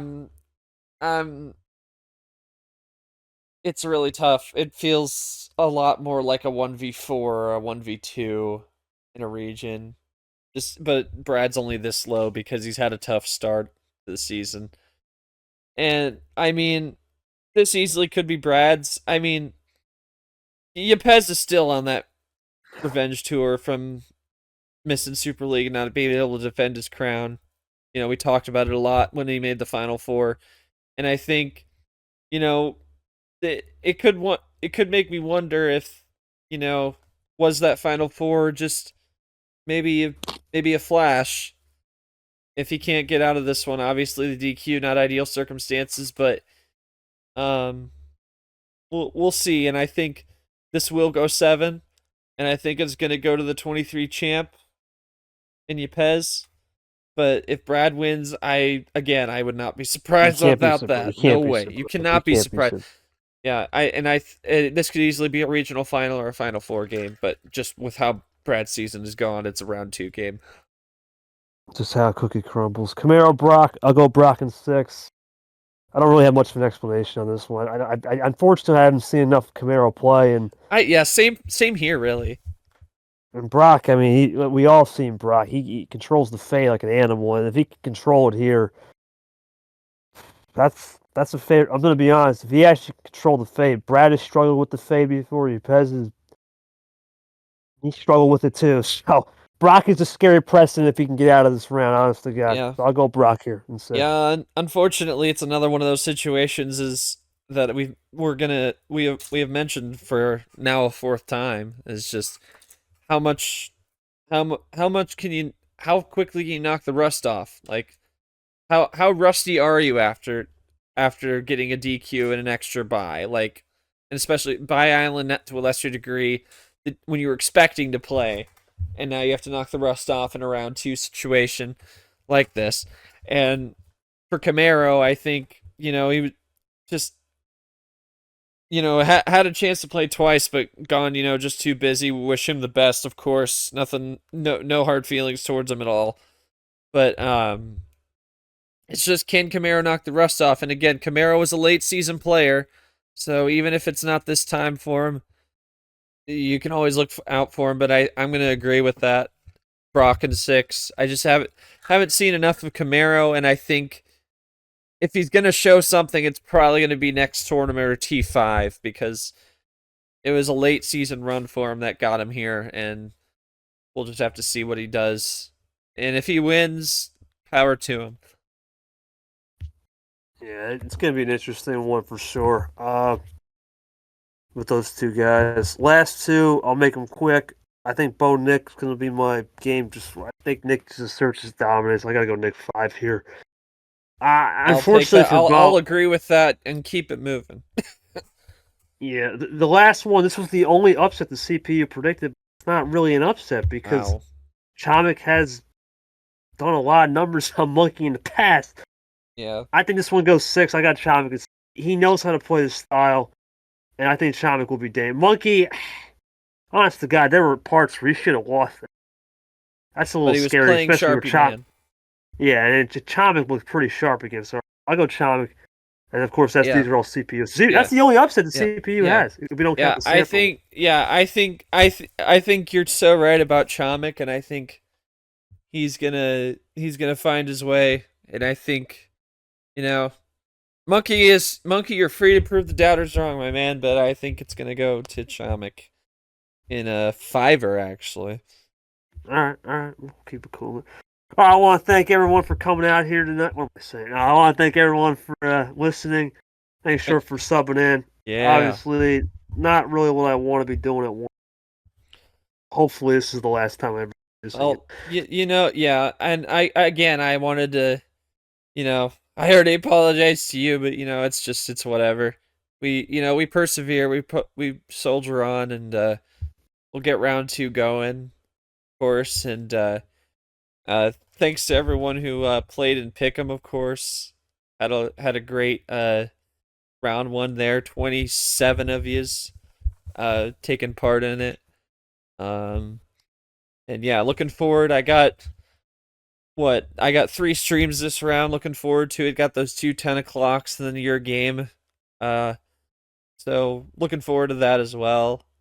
But yeah, JT's back on the stream table. JT's back on the table. Yeah, he'll be doing Carson versus Art on Wednesday at 7. So sure to watch out for that as well.